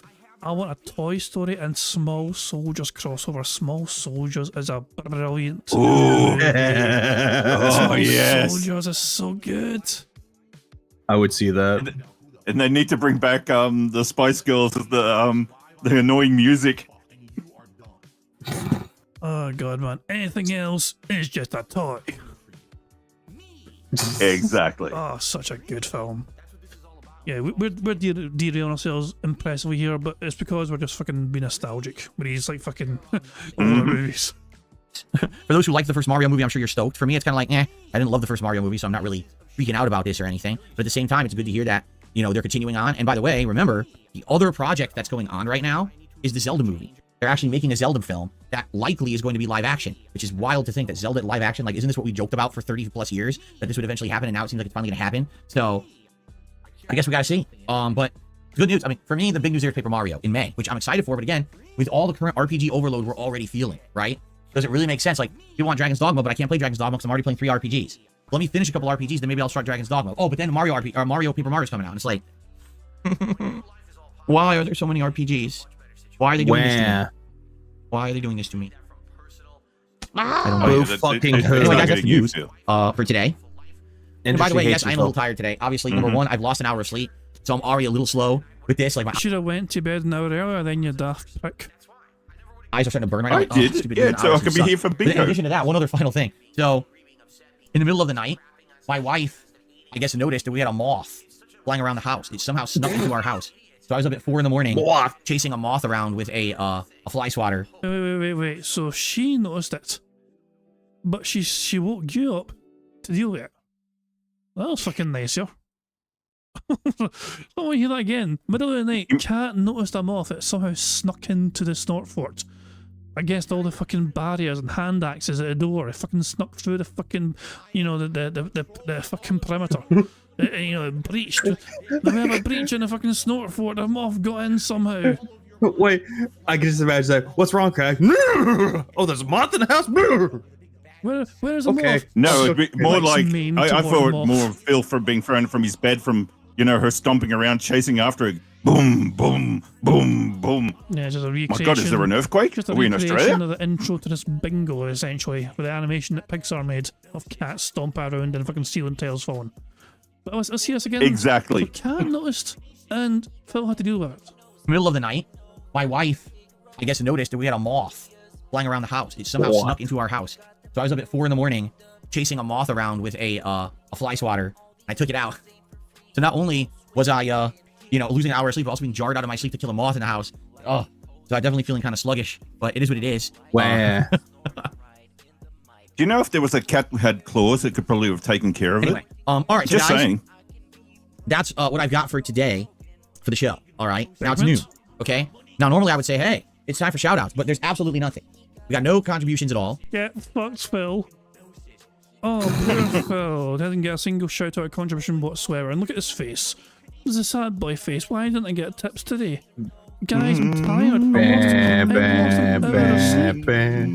I lost an hour of sleep and I had to fucking kill a moth because my fucking wife was too lazy to fucking reach up with a fly swatter.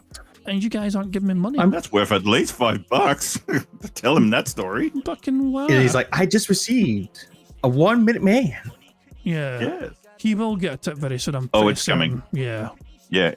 I'm It's not coming. complaining. I'm just making an observation. No memberships, no super chats, no tips from what I can see. I'm not complaining, I'm just making an observation. But guys, money, money, money. I need money. Money, money, money, money, money, money, money.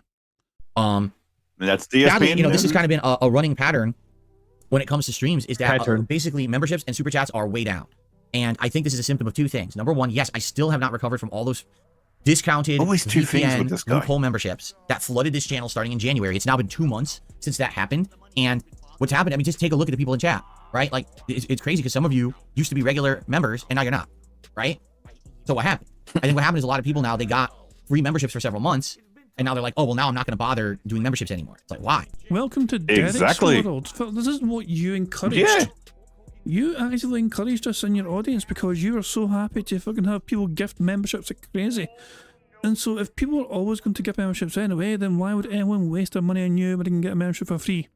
That's Derek's whole fucking philosophy right there. Why is he going to give you $4 if somebody's going to just fucking gift him a membership anyway, eventually down the line through some sort of member bam?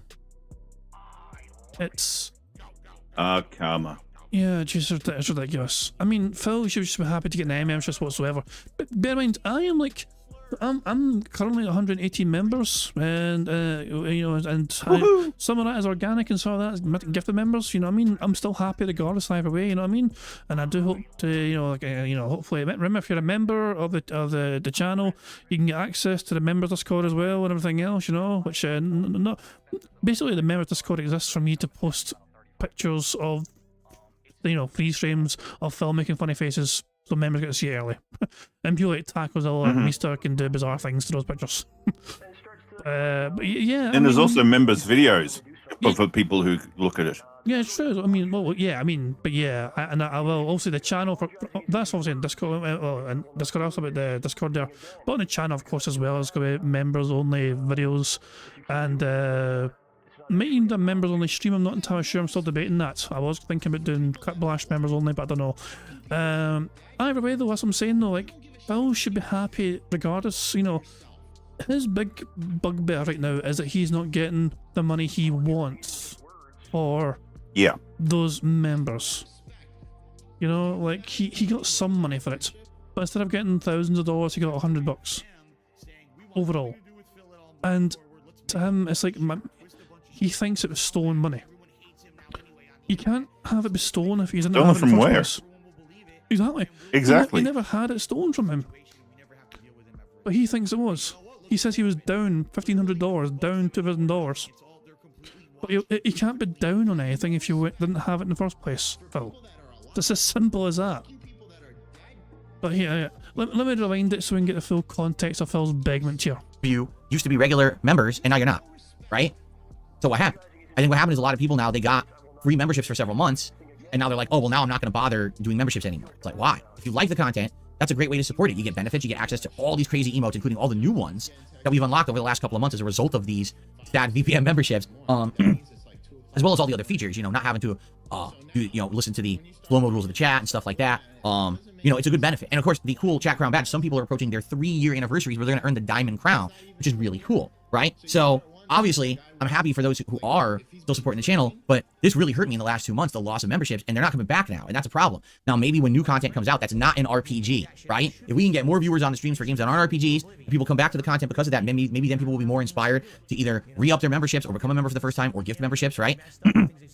But that's the case right now. Like, I'm noticing a giant dip in that level of support. Now, super chats are kind of up and down, meaning sometimes they're good and sometimes they're not. It really depends. But again, I've noticed I get a lot more super chats when there's hot new games out. People are coming to the streams and, you know, versus, oh, it's stream 39 of Baldur's Gate. You know, literally the 39th time I played this game, the super chats aren't really flowing. You know what I'm saying? So please consider supporting the streams in some way, whether it be a membership, a gifted membership, a super chat, or tip. This would help me a lot right now. And I certainly hope that you guys like the content and you will support it moving forward. Remember. So before Phil even continues, I just want to remind everyone what Phil's received so far in the past like 7 days of streaming. In the past 6 streams, in the past 6 days of streaming, Phil's done $1,000 in tips. So you do the math for it. That basically works out on average $180 per day. And don't forget the $300 from Roy Barnes. Oh yeah, from this day here, this fucking crazy, streaming day he had, we made almost $100 in that day. March has been very kind to him. So let's just mean that's overall in March, Phil has made $1,500 so far. Average, as 190 averaging per day. So he's having a very strong start to the month. $1,500 in tips within the 8 streams, 8 different days of streaming. And he's saying here, guys, I'm hurting right now and it really help me. Phil, shut the fuck up. Your support right now is pretty strong. As long as you don't squander the money foolishly like you usually would do. Just calm the fuck down, buddy. To this podcast, any contributions for this podcast also count towards the React stream. So if we get some tips now, it'll count towards the goals that we would hit and the rewards over when we go to the DSP React stream. It doesn't reset or anything. Okay. Okay. All right. So that's that, and let's do a little bit of Q&A, shall we? We only have like 20 minutes left, so I don't really know significantly. I don't think that's really enough time for the suggestion box today. But I'm curious to see what's on everyone's minds. If you want to tag me in the chat, we'll do a bit of Q&A. Let's see. Tub says, what game is coming out you're excited for that's not an RPG? Well, like I said, number one, the Battlefront collection on Friday. I'm excited because those games are classics from 20 years ago. They play so well. They're super fun and addictive. So that's great. And then after that, Rise of the Ronin for sure is the next game that I'm interested in. Outside of that, I have my eyes on Alone in the Dark. I don't know if it's going to be any good. I hope it is because it seems like a completely different style of game from anything I've been playing. I just hope that it's good because it got delayed multiple times and that's not usually a good sign. You know what I mean? I'm interested in Dragon's Dogma 2, but there's no way I can play Dragon's Dogma 2 when I'm playing 3 other RPGs. I got to finish one first and then I can move into a game like that. No, My Ruin, I have zero interest in the South Park game. The South Park Snow Day is just a third-person online game throwing snowballs, shooting projectiles. It's pretty uninspired. It's nothing like the two South Park RPGs. Snowballs. It doesn't look that good. It just looks like kind of a throwaway online game. So I'm not really. I mean, when I hear about a game about throwing snowballs, there's only one game that kind of springs to mind, and it's a Scottish style game.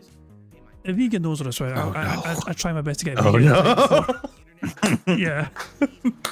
Let me see if I can find it. Yeah. Let me see if I can find it. Give me a second here. No, like at first I looked at the snowball, like the Snow Day, the South Park game, and I thought it was gonna be but then I looked more into it. It's like it doesn't sound like a bad game. Oh no! If you're into South Park, it's enjoyable. Like I'm gonna be playing the 4 games when it comes out: the Nintendo 64 version, Stick of Truth, Fractured Butthole, and Snow Days. That's the quadrilogy. What about that is South Park? But what about Chef's Love Shack? Yeah, no. What was it? We don't talk about Chef anymore, sir. If I press this button, the music's going to fucking start, and it's going to be really annoying very quickly because it was Christmas music the whole time. Wee-hee! Jesus Christ! Oh yeah, at the riverside he knows. Oh my god! And if you ever saw it, you would even say it's close.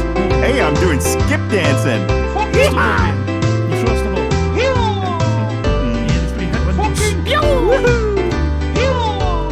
I keep missing windows. I don't know how bad this is. Grab your partners. Nosy do now. Oh yeah. Bootstrapping. I keep missing windows. Those knees down. Oh, I'm so bad at this game. I'm so bad at this Nosy game. do again. I'm so bad at this We're game. sorry. Shimmy now. Can't fix it. Do that again, we man, see what happens. What's not to fix? Shimmy now. That's a And snowball slide. game. And slide. Oh. That's a snowball Like game. I know Get my that. jiggy. Like I know that people are saying that the music is too loud. You cannot turn down the music in that. You can't. That's why I don't want to stay too long on that because you cannot alter the music in any way. People are like, "Help! Oh my! Overloud know, Christmas I music. know. The fuck!" So if you, no. So that's Steve Gutenberg summed it up. You can't stop the music. Nobody can stop the music. That's when I hear a snowball game. That's what I think of.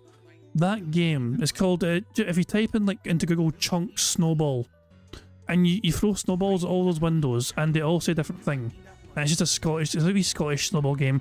We used to be an annoying kid throwing snowballs at windows, and people are going, "Please leave me alone," or they're fucking threatening to kill you. So yeah. So we've got that by a Scottish thing, and also Willie's chocolate experience. Scotland's really riving now. Oh, the Willy Wonka thing, yeah, that's fucking put us on a map for sure. Definitely now. Hey, The Unknown's getting its own movie at the end of the year, so Yeah. Woohoo! I mean, yeah, they fucking popped off more than they thought they would. You know the person Oh, yeah. that played that was like some sort of, I think she was like a 16-year-old actress or something who wasn't given instructions. Yep. like, She tried her what to hardest do. to make out something out of that. Yeah. Yeah, like, she did her best to kind of roll with it and was okay, fuck it. I'll see what I can do. But yeah, fucking. I hope she gets the movie role part. That would be nice. It'd be unlikely, I imagine. Really too Would be pumped to play nice. it. Glub glub. Here we go to the Lip stream. smack. Ellipsian says, whenever you have downtime, maybe check out the Tomb Raider classics. I mean, maybe, but like I said, number one, those games are very, very outdated. Meaning, I remember you'll playing play them back in the day, and the gameplay elements just, Battlefront. it makes it a grind of a game. Yeah. They Yeah. were revolutionary for the time, but considering how much games have changed since the Tomb Raider games came out, they basically now wouldn't be that fun to play, I feel. They So that's why I modernized just controls. basically didn't really care too much about them and I skipped them. All right, but maybe in the long run, if people wanted to see them, I would consider it. Agent Coop says Friday night will be an awesome nostalgia trip with the Battlefront collection. Agent Coop, I'm doing it as the day stream on Friday. Yeah, I'm actually gonna do it as the daytime stream because I'll get a little bit more gameplay in doing it that way.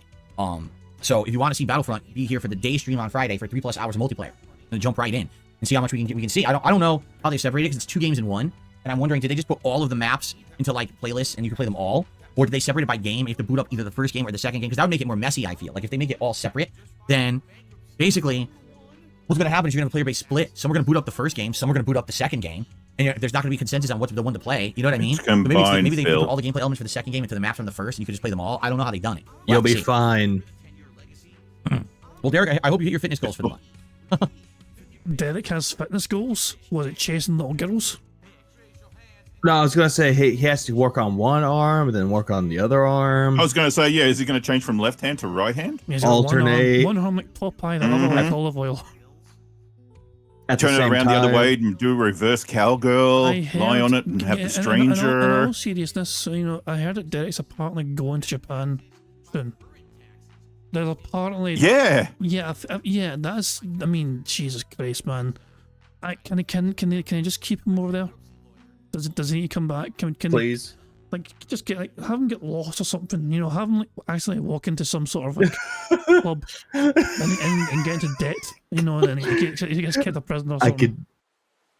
I could imagine him going to a cabaret club and it's like, did you know that MILFs took Miami for a 3rd time?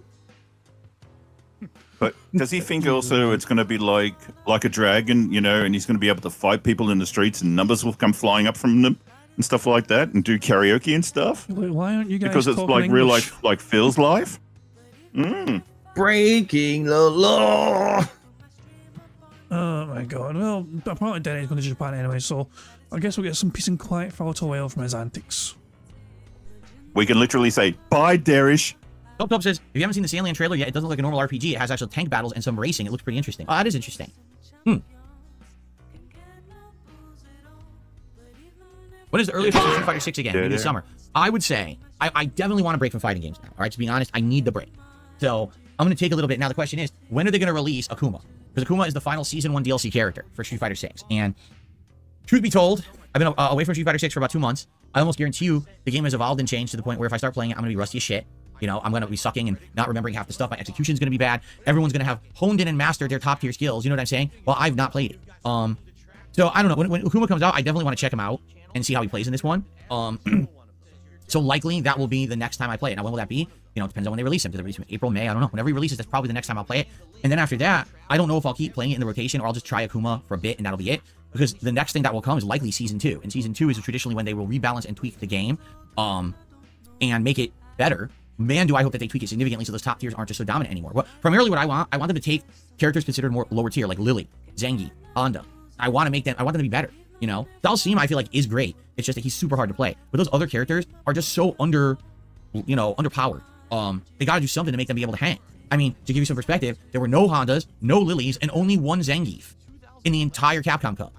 These characters didn't exist in the competitive tournament because everyone just picked top tiers and just spammed like crazy. It really was. It was all Lukes, Kens, Curies, and DJs. That was the vast majority of Capcom Cup. It was super boring. So I hope that they change that. You know what I mean? It shouldn't just be that way. Now, here's the thing. It's not like this is the first time this has ever happened in a fighting game. But for example, back in the day, you would have character specialists who would pick the lower tier characters but still play them at a high level and be able to win. In Street Fighter 6, that's not even possible, right? It's just not. The bottom tiers don't have a chance against the top tiers, and that's a problem. So I'm hoping Season 2 balances that and then makes it so that we can get into, hey, other characters have a chance, okay? And that's probably when I'll get more heavily into it again. basically when everyone's kind of hitting the reset button and starting over, that's probably when I'll play it again. So, let's see. The rumor is Akuma will be sometime in second quarter. Yeah, there's no date. No one really knows anything yet about Akuma's date. Let's see. There were a bunch of Blancas. No, there weren't. Wasn't it only 2 Blancas? 2 or 3 Blancas? Made it to Capcom Cup. I think it was ridiculous. It was like 8 or 9 Lukes, like 7 or 8 Kens or 6 Kens, and then it was like 5 Juries and like 3 or 4 DJs. So that's like everyone. And then there was like a trickle of other characters at the bottom. That's just bad. That just shows the game is so lopsided and it's too hard to stop that strategy. The rushdown strategy is insanely dominant and nothing really beats it in Street Fighter 6. That's a problem. You know, you want your game to play like variety. Like for example, when you play, again, my favorite game is Super Street Fighter 2 Turbo. Okay. And although there are characters in that game that are trash, like Cammy, she's just not very good. Okay. But if you take a look at the mid to high tier characters, if you argue there's dominant characters in the game, sure. Old Sagat, by far the most overpowered character because he doesn't take a lot of execution or skill to use, but he's very dominant with the amount of damage output he does and stuff like that. And you can say, oh, Vega's not that hard to use, Balrog isn't that hard to use. But then when you start getting to the other tiers, like for example, Dalzim's incredibly good in Super Turbo. He's also very hard to use. Guile is incredibly good in Super Turbo, and he's also very hard to use at a competitive level. Old Hawk, that's right, an actual version of T-Hawk, who usually everyone says, oh, T-Hawk sucks. He's one of, if not arguably on paper, the best character in Super Street Fighter 2 Turbo. He's also one of the hardest characters to use in fighting game history. If you play perfectly, he actually can destroy everyone in the game, but you have to play perfectly. If you make one simple mistake, you can throw his game off and he cannot come back from it. So the point I'm making here is, even though there's established tiers in a game like Super Turbo, at any given moment, a character can win a match if played well. In Street Fighter 6, it doesn't look like that. It looks like... Yes! Get over it! Sadly, yeah, those top tiers are so dominant with their rushdown style that the rushdown is the meta of the game, and everyone else is just kind of sitting at the bottom together saying, well, hopefully they buff us in Season 2 because we can't do anything right now, right? So I guess we'll see what happens. I mean, that's what I'm excited for. I hope in Season 2 they make the game more viable for non-rushdown. You know, for me, I didn't play any rushdown, right? I literally didn't play rushdown at all in Street Fighter 6, so I never got to benefit from that rushdown season. Maybe Season 1 will go down as the rushdown season, and then they'll change it, and other seasons will play differently. I don't know. A lot of core deems here. Sway, shoot, Let's see nail. here. So, 1 minute, man. Is this 1 minute, man? well, when I get that to load, take a look at it. No, still nothing to shout out, guys. Still no contributions to shout out so far. Yeah, I was all about the rushdown with Jury. I mean, she's incredibly good with the rushdown. And she's got some tricks and mix-ups. And the thing is, with some characters, right, you get a hit, and it leads to a combo, and it's like, oh, that's decent. With some characters, it's like you get a hit, and that hit becomes an insanely huge combo. Like, ridiculously large for getting one singular lucky hit in. And that's ridiculous that the character differential based on getting one hit in, you know? It's really, like, Blanca, okay, can you do some decent combos? Yes. But Jury, if Jury literally gets you with one low punch or kick, it's like, okay, watch this. She already has these charged projectiles. She's doing crazy combos. She pushes you to the corner, does an insane chunk of your life, and then you have to guess what to do when getting off the ground, because if you guess wrong, she gets another giant combo and the game's over. You know? It's very, very different for playing different characters in that game, you know? Just sweep the leg. You know, it very well could be. Bill says this is maybe the daylight saving time effect. You could be right. It could be that. We're in daylight saving time, and so because of that, like I said, a lot of the people who would normally be here aren't here. Is somebody trying to give an excuse as to why he's not got any contributions yet? Daylight savings time. Or why 1 minute man hasn't showed up yet. Yeah, actually, that might be a point.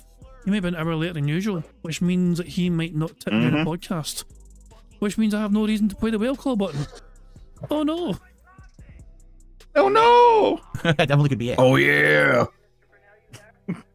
Would more soundproofing in my room improve the audio quality? Soundproofing, the only thing the soundproofing does, it stops echo. Okay? Before I had foam on the walls, all right, this room had incredible amounts of echo. All right? And so because of that, it was just like resonating, booming off every wall.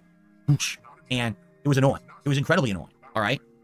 And basically people said, that's what you got to fix. I said, well, how am I going to fix it? I've always had this like this, even in Connecticut, you know, when I did this. And they were like, well, what about soundproofing? So I looked into it, and, you know, to professionally soundproof a room is very expensive, but they sell the foam like all over the internet. So basically I bought like 3 to 4 packs of the soundproofing foam, and it's right here behind me. It's right here on the wall to my left. It's right here on the wall to my right. There's more here, and then there's 2 more cubes of it against that wall. So by doing it, this is a stretch, but fuck it, I'm calling that pointing at text. It's not really pointing at text, but I want to take a goddamn thing anyway. Burger. He's pointing at his fucking wall foam, for God's sake. You know but he is pointing up towards the Level 1 podcast. I don't fucking care. He has not said fuck in this podcast. Not yet. No, bizarrely, but give it time, because people are not giving them money, so it could very well come very soon. I like it when he said white, right? What was it? White. Yeah. And then you did the white. Heil. So let's have it one more time. And to professionally soundproof a room is very expensive, but they sell the foam like all over the internet. So basically, I bought like 3 to 4 packs of the soundproofing foam, and it's right here behind me. It's right here on the wall to my left. It's right here on the wall to my right. There's more here, and then there's 2 more cubes of it against that wall. So by doing it that way, it covers behind me, but also it bounces off of here. So you're not hearing the echo off the wall in front of me anymore, and you're not hearing it come from behind. So it basically negated the echo. Now, is there echo? A little bit. Like, for example, if I were to move away from the mic, the further away that I get, the more echo you're going to hear. You're going to start hearing more and more echo, see? And when I get closer to the mic, now the echo goes away, right? But it's better. It used to be just talking like this, you could hear echo, all right? So if I were to add more soundproofing foam, would it improve the audio quality? The only difference you would hear is less echo. Well, do you hear a lot of echo now? If you don't, then the soundproofing foam isn't going to help. It's only going to reduce echo. That's it. So there you have it. Could bubble wrap your face. One thing that's remarkable is I'm surprised that this soundproofing foam is still on the wall 10 years later, I think I got it. I think, if I remember correctly, I didn't get it at first, right? Actually, Derek just posted in the chat, as I said that, you got the foam in 2015. The foam lasted 9 years, almost a decade. Yeah, so in 9 years, and the foam didn't disintegrate, right? Look at it. It's still there. It hasn't gone brittle. It's still soft. It stayed on the wall, which is remarkable that it stayed on the wall that long. I thought it would fall off by now, but no, it stayed on the wall. So no complaints there. I'm happy with the quality. So by the way, guys, I now just want to ask everyone, it's not that there's an issue with contributions or anything. Oh my god. It's not an issue with contributions, right? Guys, we've not had a contribution here for like 30 minutes. I just want to make sure. Is the contributions button okay? Is it working okay? I'm getting concerned. I'm getting worried. Give me a second to let me check my PayPal. Let me check my fucking PayPal for a fucking second. Jesus Christ, Phil, this is hilarious. Let's see if Phil have a meltdown here, a little mini fucking audit of his fucking audience here. Little shake PayPal down, hello? Hello? Fucking down to try and fucking rattle the fucking pennies out of fucking Velcro wallets. So by the way, guys, I now just want to ask everyone, it's not that there's an issue with contributions or anything, correct? As long as there's not, I'm okay. You guys are still able to contribute. There's no problems or anything. I just want to be sure that, I get paranoid because I have so much trolling against me and bad malicious people acting against me that, here we are with a podcast and there's no contributions and I'm like, did something screw up, right? Maybe. Yeah, I don't know. I hope not. I hope that nothing screwed up or anything and everything's working. Shia just popped their 33-month re-upping of their membership and said, Happy Mario Day. Thank you to Shia for supporting the channel. I really appreciate that. I thought he was about to say pop cherry. Glub Okay. glub. Still a virgin. Wait for it. Wait for it. Tubbs popped his membership. He says, is this really Mario Day? Yes, it is. Indeed, it is, Tubbs. That's why they had a bunch of Mario now. That's funny.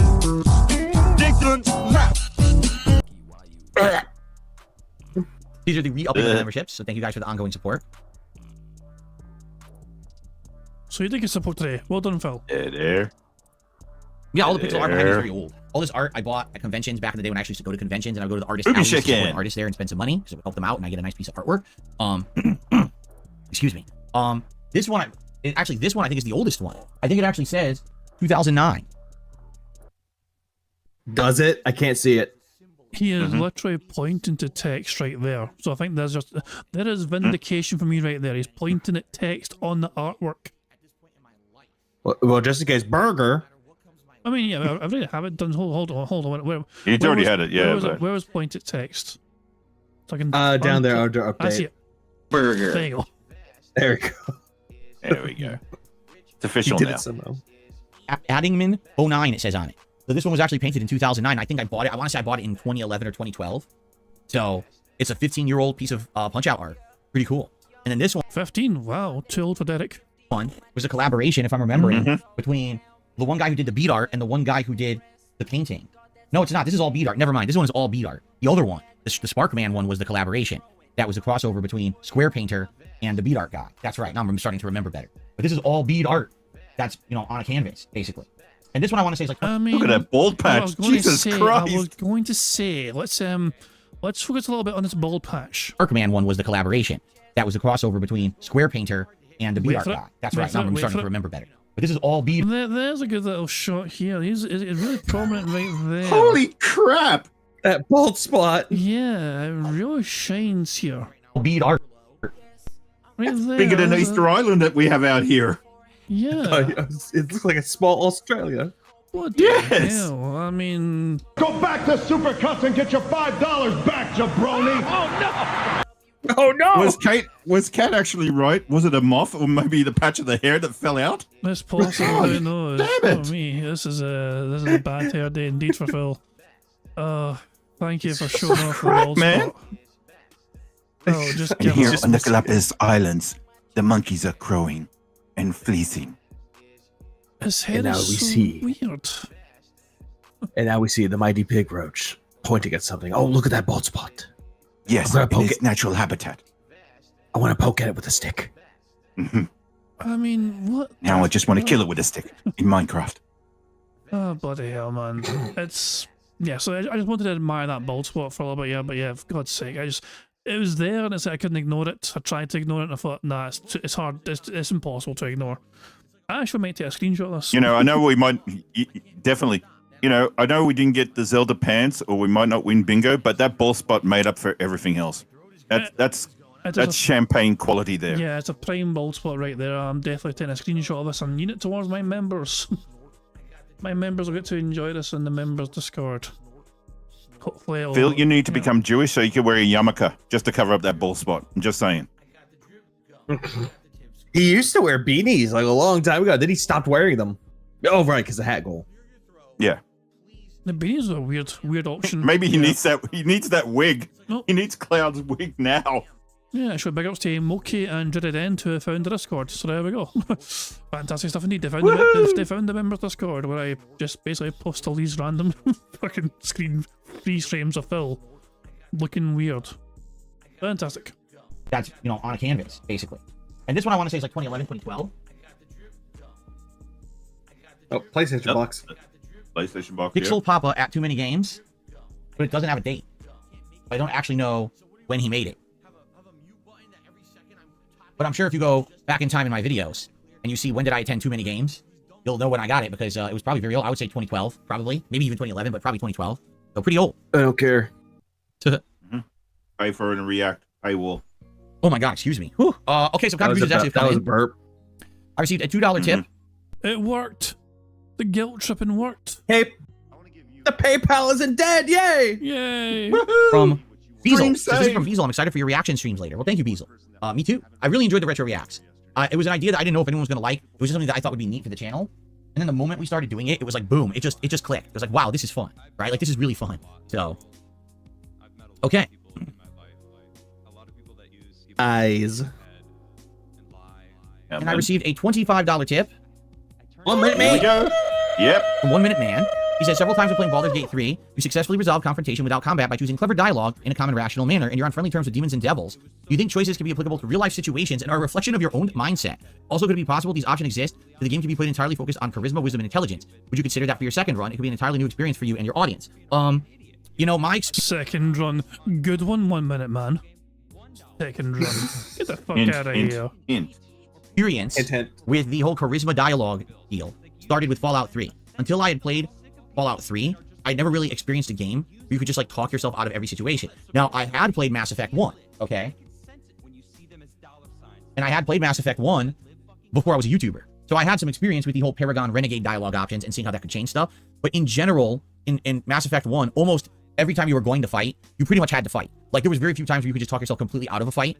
There were a few, but it wasn't prominent in Mass Effect 1. What I liked about Mass Effect 1 was you could choose to be good or bad depending on your choices of dialogue, and you could talk your way into different ways to do situations, but it wasn't like, oh, just get out of everything, right? So you're right. What I'm noticing a lot in Baldur's Gate 3 is that if you have high charisma, which I've had, this playthrough has been high charisma playthrough, right? Definitely, it allows you to get to completely bypass things, right? Like people were actually saying, when I was fighting General Thorm the final time, I skipped an entire boss phase. That basically, that was very similar to the end of Mass Effect 1, where you can talk Saren out of being evil, and he wants to basically break free of the control of the Reapers, but then the Reapers basically assume control over him anyway, and you have to fight him as the final boss regardless. But yeah, like apparently there was supposed to be another phase fight for General Thorm, and I skipped it because I gave him the dialogue where he kind of wanted to be redeemed, but then it didn't matter because then the evil god took him over and turned him into their avatar or whatever, right? So the thing is, I really like that. I like the idea that because of your choices, because of your leveling, and because you're clever with dialogue options and the like, you can get out of situations in a video game. Now, here's the thing, like, maybe that's too dominant because, for example, I remember a game like The Outer Wilds, The Outer World, where it seemed like you could just do that the whole game. And it was, like, I think I talked my way out of 90% of The Outer Worlds, right? I just had this high charisma, whatever it was, and it was just like, talk, and there was nothing else to it. I mean, if you could just talk your way out of everything in a game, and there's no challenge, to the game. You know what I'm saying? That's also kind of maybe too easy, right? You want a game to have some element of challenge. Not that you can easily just bypass everything in the game and just kind of fly right through it. So that being said, I like the fact that you can do it. I don't know if I would want a game where you can do it entirely. Now, would I do a second run of Baldur's Gate 3? Is it possible eventually I would do that? Yes. I would be far more interested if they did DLCs for it, which I don't know if they're going to. But for a game that's over 100 hours long, and it's taking me so long to get through it, likely any chance of me replaying that game is going to be years and years and years down the line. It would never be right away. It would never even be anytime soon or anything. I compare this to Witcher 3. Witcher 3 years ago, when I played it as a new release, was one of the longest playthroughs I'd ever done. And people were immediately like, will you replay it? Maybe someday. And the game's been re-released for modern consoles, even more upgraded and everything. I'm like, nah, I'm still not interested. Maybe one day I will go back and play Witcher 3 again. But I just, there's so many other RPGs right now to play. That's the other thing too. Like, I feel like if there's a shortage of a certain kind of game, then you could go back and play classics of that genre and enjoy them more. But if there's already an overabundance of new releases of RPG, why are you going to go back and play a 100+ hour playthrough of an older one you've already played? Wouldn't it make sense to play the newer ones, right? And that's the thing. Like right now, I feel like I got so much going on in the realm of RPGs, and it just seems like they just won't stop coming out. Dragon's Dogma 2 is about to release. Sandland is coming out. Paper Mario and the Thousand Year Door is coming out. And it's like, dude, why are there so many? I'm never going to finish playing these RPGs. It's always going to be RPGs, it seems like. And that could be very, repetitive and or not as entertaining for an audience to see the same style of game over and over. So, am I going to play Baldur's Gate 3 again? Eventually, maybe someday. Will I do it soon? No. Will I do all dialogue? I have no clue. We'll see, because I feel like that's kind of the run I went for with this one, with the charisma build. I feel like I've gotten through a lot of that stuff, so. Now, you're going to play it again when the money doesn't we should show be able to up. get through it faster the second time. You should know how the game works. Number one, no, if you didn't notice, it's not a lack of knowledge or me failing and having to retry that made the playthrough long. The game's just drawn out. That's how the game's designed. So unless my second run is skip 90% of side content, I don't think it's going to be much shorter. Number two, if I'm doing a second run, I probably want to do it different, right? Maybe this time I would take Gale with me from the get-go, who I've ignored the whole playthrough, right? Like Gale, Halsin, right? Pick the characters who've just been sitting around in camp unused. Maybe those would be the characters who I would take with me. Or build characters completely differently. And if I do that, now I'm learning the game from scratch again. So no, it wouldn't be like, oh, I know what I'm doing turbo through. It would be the opposite, where I'm trying new things, and again, I'm kind of learning from the start. So there you go. Finally, Blah, blah, blah, blah, blah. finally said, there you go. It took fucking long enough. Burger. 5 in a row. That's concerning. There we go. That's concerning. Yeah, 5 Very in a much row. concerning. That is very concerning indeed. Oh, fuck me, man. Oh, for God's sake. Meester took your advice on him being Jewish. Put a yarmulke on it? Yep, give me yarmulke, yeah. Well, then again, he did call the Star of Bethlehem the Star of David anyway. Yeah, true that. Yeah. Well, Mariska Hakate to you, mister. Also, Shalom, everybody. somebody called Hellshake Putus on Twitter made this image. Meester sent it on to me, but the credit goes to Hellshake Putus on Twitter. Oh no, Mothra! So yeah, there we go. So thanks Meester for sharing that on. That was Hellshake Putus on Twitter that fucking made this, and it works. I think it works very well. That's a big ass mob. Fuck me.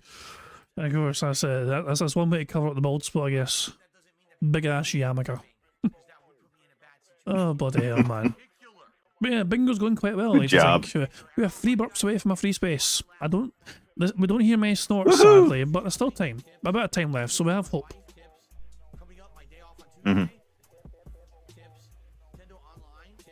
Dead air. It is from What a 2012, so sad all the Mega Man man. paintings are from 2012. Okay, makes sense. 12 years ago. Any horror games coming up in the future? Well, yeah, Alone in the Dark supposedly is coming out this month, but the thing is, no one knows much about it. I mean, the game got delayed twice, and now that it's been delayed the second time, it's supposed to come out later this month. They never actually officially released like official gameplay. So everyone's kind of like, well, what is this game? Do we even know what it's going to be? And the answer is no. We're all kind of confused. Yes, they did. Well, I'm interested in a reboot of Alone in the Dark. Like David Alone in Harbour, the Dark one of the main characters of Stranger Things. I'd like to see that. Hang on. They already did show off gameplay. It's called Alone in the Dark Alone in the Dark Grace, which is just a demo / prologue of it. So they already have an idea of what the gameplay will be. So Phil is pretending to know what he's talking about, but he's not got a clue.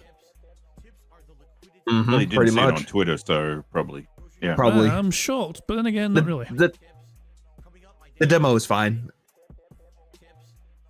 Because I played it. No, cool stuff. Anyways. Yeah, it's a good interjection. Anyway. It's a good interjection. You know, I certainly appreciate that one. Basically, Phil's full of it. Again, as usual. Yeah, but we're not getting any info, which is weird. Nope, Silent Hill 2 Remake does not have a solid release date, right? We know it's coming out this year. We just don't know exactly when yet. Fucking don't laugh. Oh man. Shit. I lost an hour of sleep because of the stupid daylight saving time, and here I go with the yawning. Like, ugh, man. Did I play any of the older Alone in the Dark games? Very early on in my YouTube days, I played one. It was a reboot, Alone in the Dark from back then. So we're talking like 15 years ago. And it wasn't very good. You played the one that I'm the fucking universe. Bad performance graphically and like, you know, crashing and glitching and stuff like that. So it wasn't a very good game, I remember. It was actually one of the more annoying games that I played in my earlier days. But that's the only one I've ever played. I never played the originals from back in the day. Nor have I seen the movie. The Uva Bowl movie or whatever. I never saw that either. It's terrible. Later. Bruh. Fuck you, Phil. Cut. Nope. Scratch face. Okay, guys, I think it makes sense now. Let's get the show wrapped up. So that way we can get set up for the React show. Remember, we're all moving over to DSP React to watch DSP versus the internet after this. If you're here live on the stream, you should see a pop-up that says, hey, everyone, head over there and join that stream. If you're watching this on demand, well, I hope you've enjoyed the show. I hope you'll check out all my React content today, whether it's on DSP Reacts for the Clips React show, or whether if it's over on DSP Throwback for the Retro React with Heavy Rain later tonight. It should be a good, solid day of reacting, okay? All right, guys, so thank you all so very much. I hope that you all had a good time here on the show with me. Happy daylight saving time. For those who had to change their clocks today, oh boy. Happy Mario Day. Maybe you enjoyed some of the announcements. And hopefully tomorrow, I'll see you same time, same place. That's right, 1 hour earlier, as it was today, for the Level 1 podcast. Peace out. Okay. There will be no peace. Guys, it is time to get set up for the React show. So let's do that, shall we? The one thing is I have no idea if the audio is going to sound good over there. Because now I've got so much going on. I've adjusted the audio level so many times this last week. I don't even know if like the audio levels over there are going to be good. I guess we'll have to see. All right, let's resize the camera. And what we'll do, I'm going to play a little bit of music. And this stream's going to go offline. Okay? And then the stream over on DSP Reacts will go live. And you guys hopefully will join and chill for a little bit while I use the restroom and everything. And then we will begin by 1 p.m. Pacific Daylight Time on DSP Reacts. And we'll get into the show. By the way, like I said earlier, we might get to all the clips today. Because for the first time, we have no Q&A questions in the first time in ages. And there wasn't as many clips submitted this week. So it might actually end up being that we finish everything this week. We'll have to see. Okay? All right, guys. Thank you so much. Great show. And I'll see you over on DSP React. Bye-bye. Bye-bye. And thankfully, we can just also immediately go ourselves to fucking his crappy React channel. If I refreshed this stream, just out of curiosity. No, he's still got his stream unlisted, so he didn't make it private yet. He made it unlisted. Very curious about that. Yeah. Sometimes he goes immediately private too. But in this case, he hasn't done that. Hello, everyone. Shut up, you dick. Anyway, let's go to his channels. Where's his React channel? There we go. And we'll just click on live. Oh, it's circled again, yeah. Shush. There we go. And he got $30. Wow, he's rich. When's he gonna stop talking? Stream saved. When's he gonna gibbering absolute talkish? Keep going. You keep going from this point. Oh my god, you're right. Yeah. Oh my god. Is it? Oh, here we go. Even once I get ginormous, the chat ginormous. Hold on. So he spends like several minutes talking over the fucking adverts. Oh, here we go. Oh no. Here we go. Getting a last minute jerk off in. Okay, hello everybody. I am here. I just need to set up the chat and then we can start. Sorry. Oh, fuck this. This is like normal speed, isn't it? Hold on. Was that a chair creak? Oh, we don't have chair creak. We do, but it already ticked off. Oh, we already had. It was already done. Yeah, 1.75 speed. We need Phil to say, hate to say. Funny thing is, him using hateful slurs, him discussing food, and him saying, fuck. It's quite possible. Who knows? We'll have to wait and see, but fingers crossed. Sorry for the delayed start. I was in the bathroom for quite a long time. I was like, oh boy, need to get ready before we start the React show because I don't want to have any interruptions for the React show. And it took a little bit. What can I say? But now we're better. All right, so let me just get everything popped open here on my laptop. And then we shall begin with the show. Good news about today, a couple things. Number one, no Q&A stuff today. No Q&A questions were submitted. That means it's going to be pure reacting to clips. All right, that is it. Number one. Number two, we do have a few less submissions this week. I don't know why, but we do have a few less, okay? And basically, excuse me, I think we might get through everything this week. We'll see, because I don't think a lot of the clips were extra long either. There were a few that are pretty long, and there's no way I'm watching those ginormously long videos. You know that I try to limit, the length of the clips that we watch here on the show for good reason. But basically, I think we may get to many more people's submissions this week. All right, which I'm sure you guys would be happy for. Some people say, man, it sucks, my clips, I submitted them, I didn't get watched this week. Well, we may get to way more people's clips this week than usual, okay? In fact, I'm going to just, right now, let's just get this up and linked. Once I get this going, I think. Okay, hold on. Go to playlists.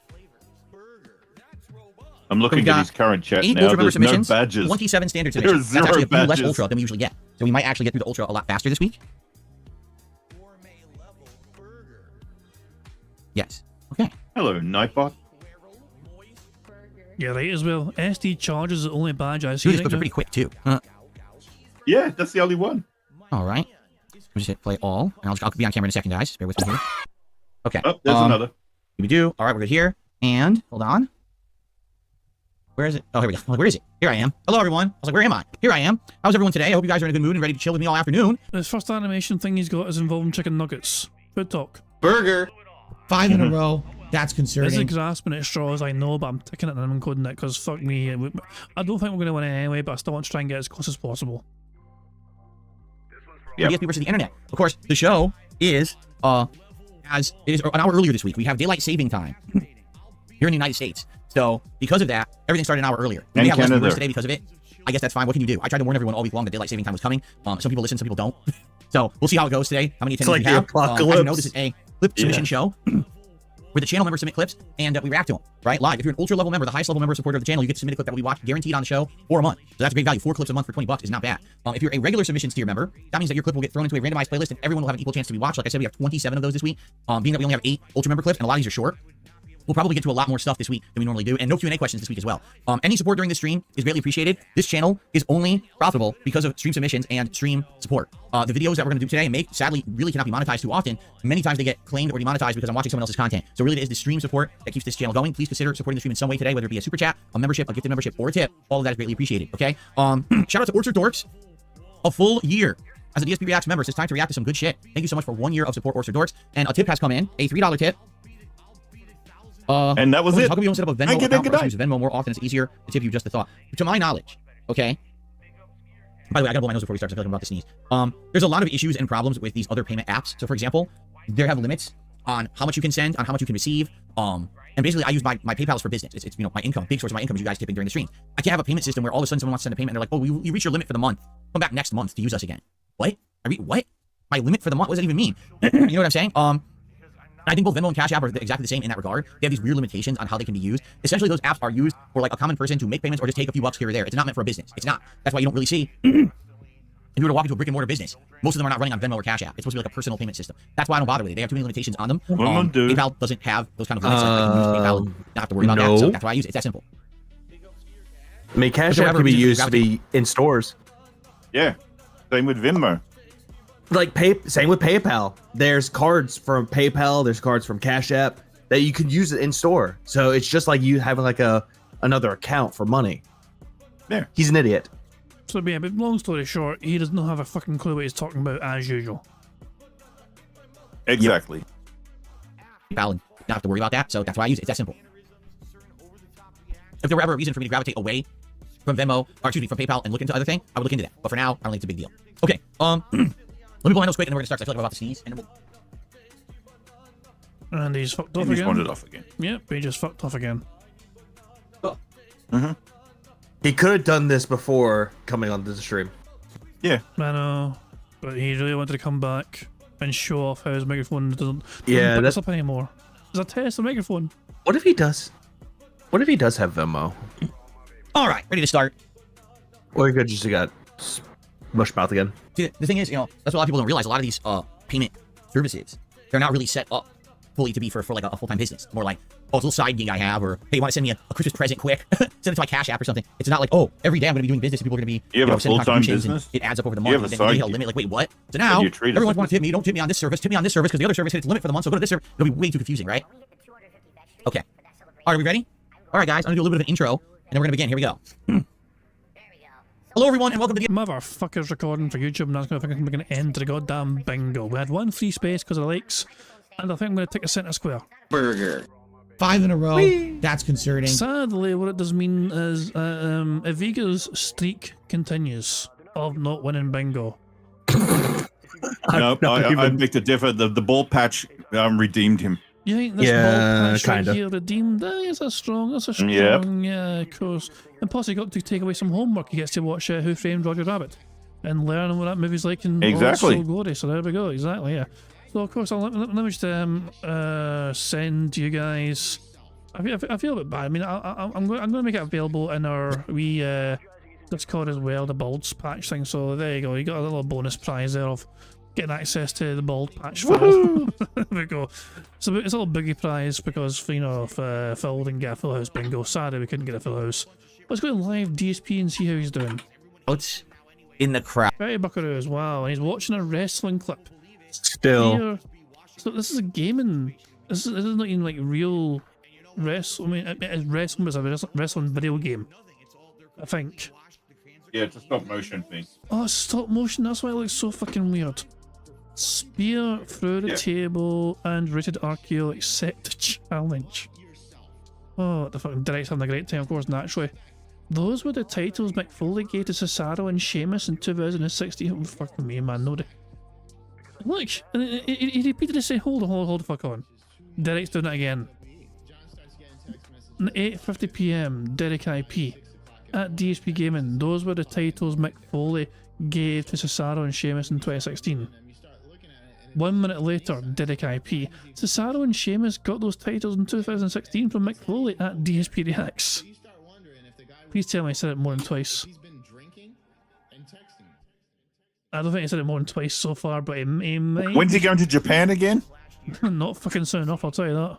Sooner he can get Exactly. Oh god damn. Sadly it was not a full house today, but you know, we still had a good time regardless, you know, hopefully. Well, I certainly do hope you two had fun anyway. I certainly do appreciate having you guys on the show as guests and to give your own input and things on Phil and life in general and all these other little things. It's always nice to get derailed as well, of course, and you too, particularly Viga, of course, one of the masters of derailing. So there we go, and more than anything else, I'm just happy I fucking didn't fall asleep this time. But there we go. Well, Hey, I don't. What was it? Go ahead. What if I wasn't really asleep? What if I was just dead this whole time? Also, I got dark very fucking quick. I mean, it's terrible. All this hands are all over the place. You're like a sweaty octopus trying to unhook a bra. I just thought I'd press a random button to see if something appropriate could be fucking, you know, made to respond to that, but not really, didn't really fit anything. There we go. But yeah. Yeah, you're not officially dead, Vega, until Stuttering Craig names it. So, I'm just saying. Yeah, that's true. Oh yeah, true enough. I fucking forgot about that. But yeah, guys, thank you very much for joining me for some bingo antics and all that jazz. Certainly do appreciate it. No, thank you. Meester made another thing. Meester made. Oh, for God's sake! I don't know if I want to fucking see this. Well, I've seen it, so you guys have to see it.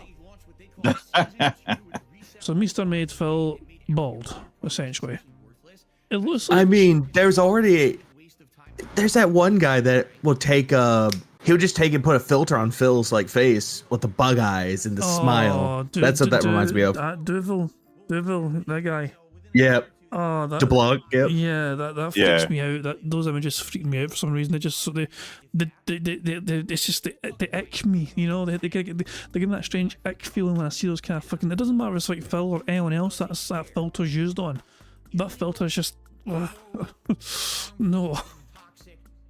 And, it's like you're about to go to bed. It's like I'm gonna watch a clip video. What did Phil do today? And you watch his videos. Like, no, I can't. Oh, nightmares. God, we have one more. And we have Tacozilla had this contribution. Oh my God! Of course. My Hogan, my low. He touched for the very first time. Oh, so good old Tacozilla there. Where they're getting creative. I love it. Let's big up Tuckerzilla for getting on a Insta Gundam video too. Yeah, there we go. Of course, yeah, one of his works of art appeared on Gundam's video. So there we go. Big ups to Tacozilla being recognised and having his work stolen for other people's content. Now he knows how DSP feels. Yep. I see that as Phil is literally using other people's content for his own shit right now. So there you go. Full circle. Anyway, I'm going to end it. I always end it by having lovely otters on the screen. But guys, thank you very much for joining me. Anything you guys want to plug in particular before we bugger off? 64 Nerd's going to have a interview with a person from the gated community for a behind the scenes tell all thing. It's going to go for 7 days. So there's that. That's pretty cool. What about you, Vega? Anything streaming planned lately? I think for what I'm going to do now, since I am off on weekends, so I think I might just do like, if I don't have any videos planned, might do streams, but if I have a video done like throughout the week, but then all of a sudden the weekend streams will just be like recap what I missed. You could basically do some sort of weekly recap would be good. Yeah. Just a whole kind of weekly recap thing. Yeah. What is it all doing? I'm so fucking confused. Anyway, I got distracted with it. And thanks, Aviga, for joining me. I know I caught you on the last notice before I mentioned it to King Jad. Nah, it's all good, bud. Yeah, anytime D-Dog asked me if he's up for it, I always kind of think to myself, I wonder if Aviga knows yet. Before I knew. Oh, for God's sake, because it happened last time. Yeah, because I found out for you, and you were on it, I guess. But yeah, it's like Fridays I can't do it, but it's like weekends, like Saturdays, Sundays, I'm always up for it. It's good stuff. Because it's happening like an hour earlier as well. For now, anyway, it's not too bad because it's still quite early for me. It started, because also when the clocks go forward again, it will be a bit awkward, for me, because also, clocks haven't gone forward for yet. So when they do though, it's going to be a bit awkward to have guests on if I'm working the next day. I feel like just because it's D-Day or not. Yeah. Today's okay because it's the weekend. It's not just the weekend, but it's the fact that it's an hour earlier started for now because Phil's doing this kind of weird thing. So yeah, anyway, fuck it doesn't matter, So anyway, thank you very much for joining me. As I said, you know what I mean. Certainly appreciate it. I will return tomorrow for some more bingo antics, and hopefully we can get a full house tomorrow to add to our prize fund of $60. Remember, at the end of the month, one of you guys can possibly win a prize. Only if you've left a comment and that can be post linked in the description of the live stream. But I guess we'll find out at the end of the month what that prize fund will be. I'm going to end how I always end by playing Notorious PIG contributions made by supremely talented Pixar Animations. So, enjoy the rest of the weekend, wherever you end up doing with it. And yeah, I'll see you all for some bingo antics tomorrow, Monday. If you want to join me, feel free to do so. And also make sure you check out D-Dog's channel and Aviga's channel as well if you've not done so already as well. So, and yeah, anything you guys want to say before we bugger off? Bye, have a wonderful time. Yeah, enjoy that daylight savings time. Daylight savings time. I fucking love it. Anyway. Yeah, come back at I don't know what time this video will be, but for me, it's like come back at 1 p.m. Central DSP time. Ah, fuck that. Come back whenever the fuck you want. It's okay. I'm going to end things out. So, cheers again, guys. I'll catch y'all later. Goodbye. Bye. On September 14th, a pre-authorized payment of $16.51 from PayPal.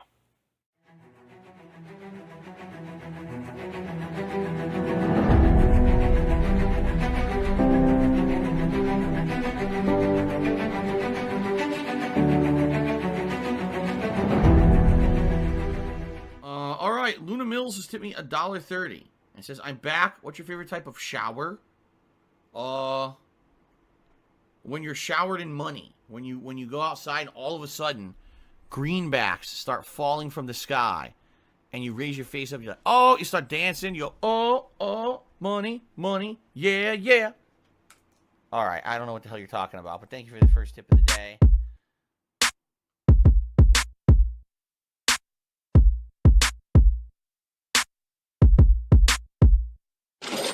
Money, money, yeah, yeah.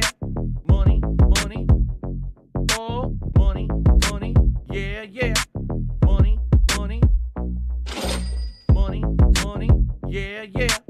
Money, money, oh, money, money, yeah, yeah. These contributions are mandatory. Money, money, yeah, yeah. Money, money, oh, money, money, yeah, yeah. Money, money, money, money, yeah, yeah. Money, money, oh, money, money, yeah, yeah. These contributions are mandatory.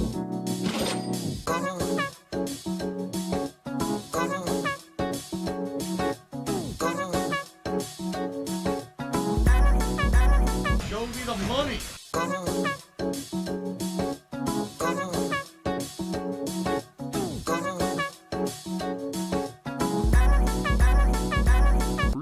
Money, money, yeah,